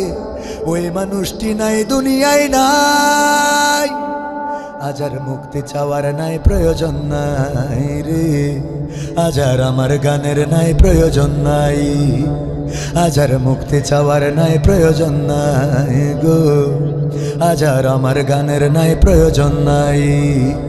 আল কোরআনের মধুর বাণী বলতো সুরে সুরে, নবীর বাণী পৌঁছে দিত বিশ্বটাতে ঘুরে। আল কোরআনের মধুর বাণী বলতো সুরে সুরে, নবীর বাণী পৌঁছে দিত বিশ্বটাতে ঘুরে। তার মুখেরই বয়ান শুনে হতো মুসলমান, বুকের সাথে বুক মিলিয়ে ধন্য কত প্রাণ। সেই মানুষের মুক্তি চেয়ে যেতাম আমি গান গে, ওই মানুষের মুক্তি চেয়ে যেতাম আমি গান গে। সেই মানুষটি নাই দুনিয়ায় নাই, আজ আর মুক্তি চাওয়ার নাই প্রয়োজন নাই রে, আজ আর আমার গানের নাই প্রয়োজন নাই, আজ আর মুক্তি চাওয়ার নাই প্রয়োজন নাই গো, আজ আর আমার গানের নাই প্রয়োজন নাই। লাখো লোকের সমাগম হতো তার সে মাহফিলে, এসব দেখে আবু জাহেলের কলিজা যেত জ্বলে। লাখো লোকের সমাগম হতো তার সে মাহফিলে, এসব দেখে বাতিলের জানি কলিজা যেত জ্বলে। সুরে সুরে তার কেটে যেত যে আধার অমানিসা, পথহারারা খুঁজে পেত সঠিক পথের দিশা। সেই মানুষের মুক্তি চেয়ে যেতাম আমি গান গে, সেই মানুষের মুক্তি চেয়ে যেতাম আমি গান গে। ওই মানুষটি নাই দুনিয়ায় নাই, আজ আর মুক্তি চাওয়ার নাই প্রয়োজন নাই রে, আজ আর আমার গানের নাই প্রয়োজন নাই, আজ আর মুক্তি চাওয়ার নাই প্রয়োজন নাই গো, আজ আর আমার গানের নাই প্রয়োজন নাই, আজ আর মুক্তি চাওয়ার নাই প্রয়োজন নাই রে, আজ আর আমার গানের নাই প্রয়োজন নাই। ওগো আমার ভাইরা, এই কথাগুলো বুঝানোর জন্য বললাম। আল্লাহর কাছে যারা মাথা নত করে দেয় তারা তো এভাবেই মাথা নত করে। তাদেরকে প্রস্তাব দেওয়া হয়, তোমাদের ঘর দেওয়া হবে, তোমাদের বাড়ি দেওয়া হবে, তোমাদের টাকা দেওয়া হবে, তোমাদের গাড়ি দেওয়া হবে, তোমাদের সুন্দরী নারী দেওয়া হবে, তোমরা যা চাও তাই দেওয়া হবে। বিদেশে ব্যবসা করতে পারবা, বেগম পাড়ায় বাড়ি বানাতে পারবা, তোমরা চাইলে বুর্জ খলিফায় সেখানে ফ্ল্যাট কিনতে পারবা, তোমাদের অসুস্থতায় সিঙ্গাপুর মাউন্ট এলিজাবেথে চিকিৎসা নিতে পারবা, তোমরা পিকনিক করার জন্য থাইল্যান্ডে যেতে পারবা, তোমাদের কোনো সুখের অভাব থাকবে না। কিন্তু আল্লাহর কাছে যারা মাথা নত করে দেয় তারা সব সুখ দুপায়ে তোলে। তারা ফাঁসির কাষ্ঠকে, ফাঁসির রশিকে নিজেদের জন্য সৌভাগ্যের মনে করে নাই। ঠিক না বেঠে? তারা জেলখানাকে ভয় পায় না, তারা ফাঁসির রশিকে ভয় করে না। বরং আমি বলেছি তোমরা আমাদেরকে মৃত্যুর ভয় দেখাও, অথচ আমরা তো তারা যারা আমরা প্রতিনিয়ত দোয়া করি, হে আমাদের রব, ওগো আমাদের আল্লাহ, তুমি তো আমাদের মৃত্যু দিবাই, মারাই তো যাওয়াই লাগবে। তুমি বলেছো কুল্লু নাফসিন যায়িকাতুল মাউত, প্রত্যেক প্রাণীকেই মৃত্যুর স্বাদ গ্রহণ করা লাগবে, সুতরাং মরতেই তো হবে। ওগো আল্লাহ, তুমি আমাদের অ্যাক্সিডেন্টে মরণ দিও না, তুমি আমাদের পানিতে ডুবাইয়ে চুবাইয়ে মরণ দিও না, তুমি আমাদের হার্ট স্ট্রোক ব্রেন স্ট্রোকে মরণ দিও না, তুমি আমাদের বিমান ক্র্যাশ খাইয়ে মরণ দিও না। ওগো আল্লাহ, তুমি আমাদের আকস্মিক মরণ দিও না। তুমি মরণ যখন আমাদের দিবা, কোরআনের আন্দোলনে থেকে, রাজপথে থেকে বাতিলের মোকাবেলায় যেন নিজের জীবনটা উৎসর্গ করে দিতে পারি। শাহাদাতের মৃত্যুটা আমাদের নসিবে দিয়ে দাও। বলি না বলি না, আমাকে শহীদ করে সেই মিছিলে শামিল করে নিও, আমাকে শহীদ করে সেই মিছিলে শামিল করে নিও। যেই মিছিলের নেতা আমির হামজা, খুবাইব খাবাব তোমার ছিল যারা অতি প্রিয়, শামিল করে নিও, আমাকে শহীদ করে সেই মিছিলে শামিল করে নিও। শাহাদাত শাহাদাত শাহাদাত চায়, শহীদ হয়ে বাঁচতে চায়, শাহাদাত শাহাদাত শাহাদাত চায়, শহীদ হয়ে বাঁচতে চায়। যে পথে শাহাদাত সে পথে জীবন হারাতে চায়, শাহাদাত শাহাদাত শাহাদাত চায়, শহীদ হয়ে বাঁচতে চায়, শাহাদাত শাহাদাত শাহাদাত চায়, শহীদ হয়ে বাঁচতে চায়। ঠিক না বেঠে? আমরা আল্লাহর কাছে শাহাদাতের মৃত্যু প্রত্যাশা করি, আর এই শাহাদাতের মৃত্যু হলো আল্লাহর জমিনে আল্লাহর দিন কায়েমের জন্য নিজের জীবনকে উৎসর্গ করা, বাতিলের মোকাবেলায় নিজেকে আত্মনিয়োগ করা। এই চিন্তা যার মধ্যে নাই, যার শাহাদাতের মৃত্যুর তামান্না নাই, তার মৃত্যু হবে মুনাফিকের মৃত্যু। বলেন নাউজুবিল্লাহ। যার মনের মধ্যে শাহাদাতের মৃত্যুর তামান্না নাই, তার মৃত্যু হবে কিসের মৃত্যু? মুনাফিকের মৃত্যু। এই মৃত্যু কি চান? মুনাফিক এত ভয়ঙ্কর, আল্লাহর নবী সাল্লাল্লাহু আলাইহি ওয়াসাল্লাম বলেছেন মুনাফিকের স্থান হবে জাহান্নামের সবচেয়ে নিচে জায়গায়, সবচেয়ে নিচে এমন জায়গায় যেইখান থেকে যখন জাহান্নাম নিঃশ্বাস ছাড়ে তখন উপরের জাহান্নামগুলো ভয় পেয়ে যায়। ওই নিম্ন স্থানে দেয়া হবে মুনাফিকদের। বলেন দেখি, মুনাফিক হয়ে মরার দরকার আছে নাকি? তাহলে শাহাদাতের তামান্না রাখার দরকার আছে না নাই? আমরা যারা ইসলামী আন্দোলন করে তাদের সামনে দাঁড়াতে আমাদের কোনো আপত্তি হয় না। এই জন্য কোরআনের পাখি যেদিন তার ফাঁসির রায় দেওয়া হয়েছিল, সেই দিন এই বাংলাদেশের তাওহিদি জনতা, আবার তাওহিদি জনতা নিয়ে অনেকের চুলকানি আছে না নাই? উপদেষ্টাদের মধ্যে একজন তাওহিদি জনতা নিয়ে কটাক্ষ করেছেন। আমরা বলবো, উপদেষ্টারা ইসলাম নিয়ে বাংলার জমিনে কটাক্ষ করে টিকে থাকা যাবে? কারণ ইসলামী আন্দোলনের নেতাকর্মী শুধু নয়, তাওহিদি জনতা প্রস্তুত আছে সব কিছু মোকাবেলা করতে। আল্লাহর জমিনে আল্লাহর দিন কায়েম না হওয়া পর্যন্ত তাওহিদি জনতা বিশ্রাম নেবে না। তারা সিদ্ধান্ত নিয়েছে আল্লাহর জমিনে আল্লাহর দিন কায়েম না হওয়া পর্যন্ত হয় শহীদ হবে, না হয় এই আন্দোলন মৃত্যুকাল চালিয়ে যাবে। বলেন ঠিক কিনা? ঠিক না বেঠে? কি হবে বেঁচে থেকে অযথা বিদ্যা শিখে যদি না গড়তে পারি শোষণবিহীন সমাজটাকে?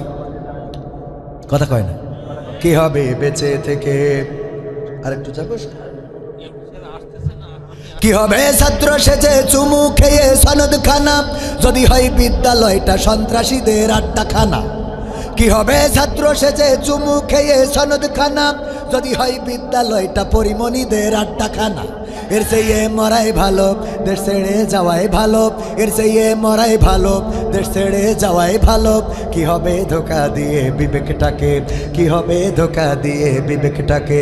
কি হবে বেঁচে থেকে অযথা বিদ্যা শিখে যদি না গড়তে পারি শোষণবিহীন সমাজটাকে? কি হবে বেঁচে থেকে? কি হবে যুবক নামের বোঝা হয়ে এই ধরাতে যেখানে মা বোনেরা ধর্ষিতা হয় দিনে রাতে? ধর্ষণ আছে না নাই?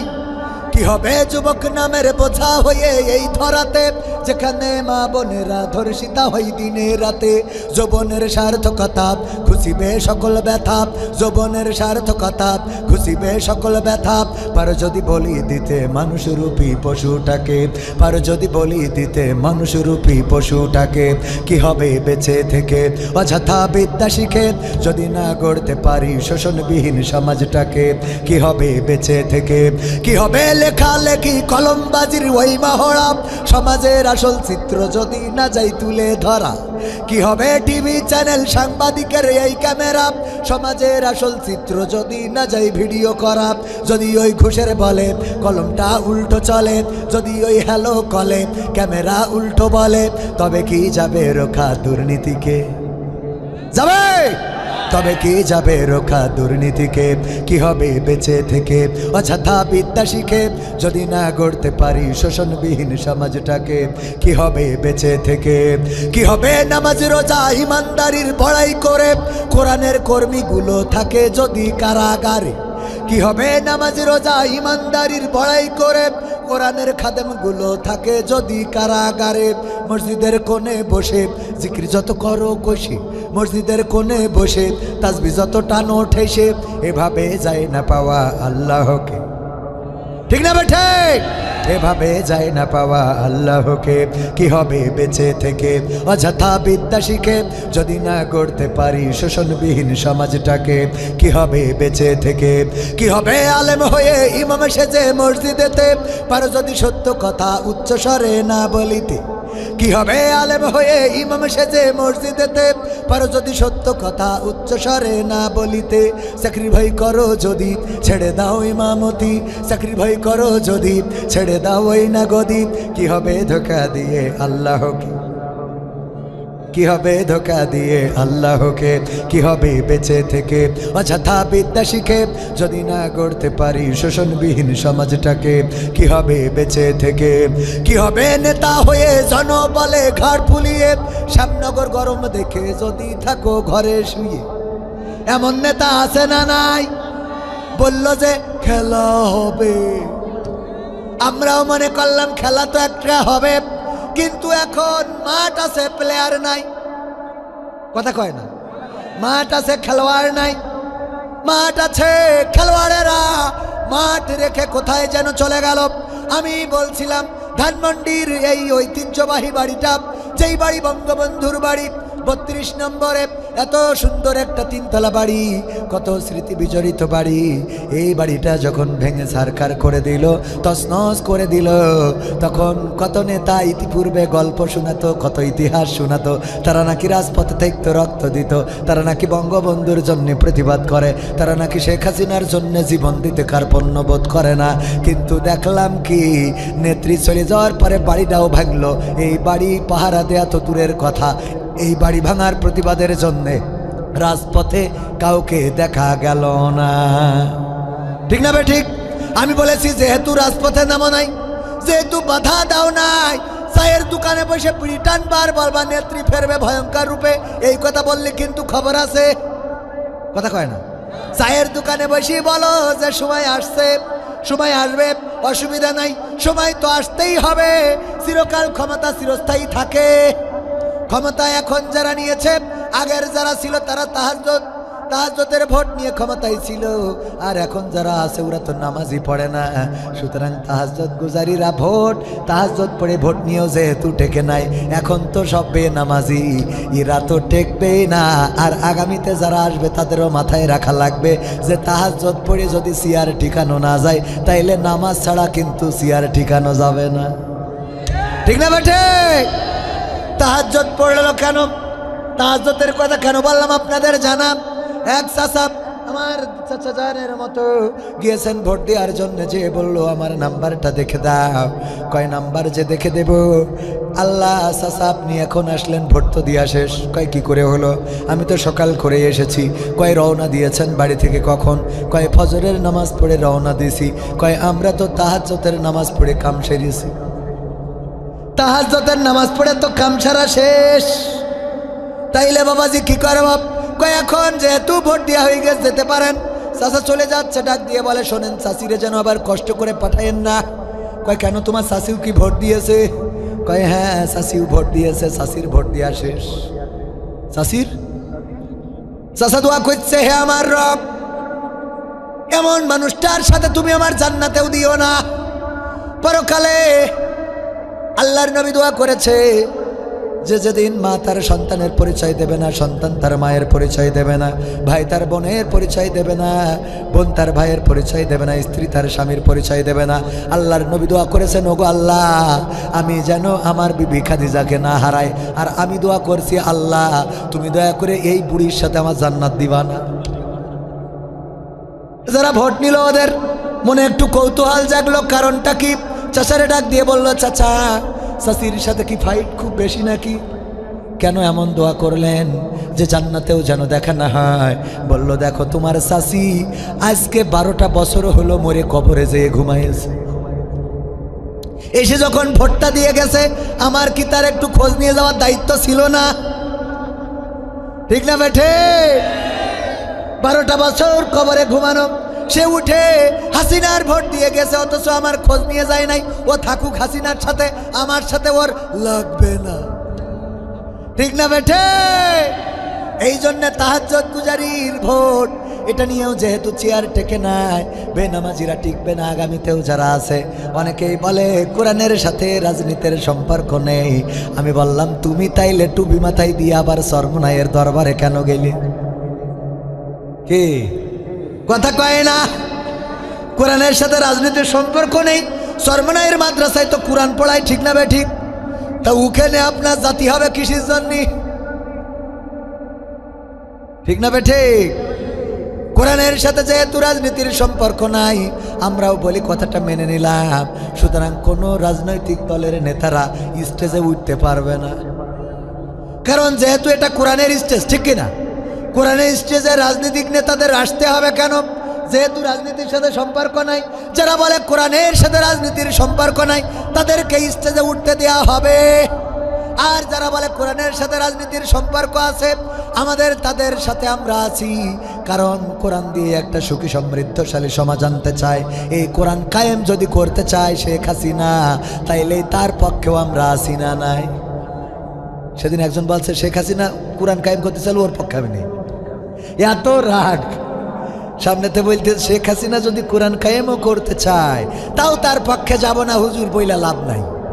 আমি কইলাম বুঝতে হবে ভালো করে, যদি বাংলাদেশে আওয়ামী সরকার কোরআন এতদিন পর্যন্ত, এতদিন ধরে আমরা বলেছিলাম এই জমিনে কোরআন কায়েম করে দেন, আপনাকে টিকানোর জন্য আমরা আছি, ঠিক না বেঠিক? যদি বিএনপি কোরআন কায়েম করতে চায় আমরা বিএনপির পক্ষে আছি। যদি জামাত ইসলাম কোরআনের বিপক্ষে দাঁড়ায় তাইলে আমরাই জামাতের বিপক্ষে দাঁড়াবো, বলেন ঠিক কিনা? এই আমাদের সূত্র, এই আমাদের কি সূত্র। অনেকেই মনে করে হুজুর মনে হয় জামাতের পক্ষ নিয়ে কথা বলতে আসছে, চরমনাইয়ের পক্ষ নিয়ে কথা বলতে আসছে, হেফাজতের পক্ষ নিয়ে কথা বলতে আসছে। মোটেও নয়, আমি এসেছি কোরআনের পক্ষে কথা বলার জন্যে। কোরআনের পক্ষে যদি বিএনপি থাকে সেই বিএনপিকে মানতে আমার কোনো আপত্তি, কিন্তু কোরআনের বিপক্ষে যদি চরমনাই, হেফাজতে ইসলাম, তাবলিগি ইসলাম, জামাতে ইসলাম দাঁড়ায়, এমন ইসলামও আমরা মানতে পারবো? পারবো না? পারবো না। আল্লাহ রাব্বুল আলামিন সুন্দর করে বললেন কাইফা তাকফুরুনা বিল্লাহি ওয়া কুনতুম আমওয়াতান ফাআহইয়াকুম সুম্মা ইউমীতুকুম সুম্মা ইউহয়িকুম সুম্মা ইলাইহি তুরজাউন।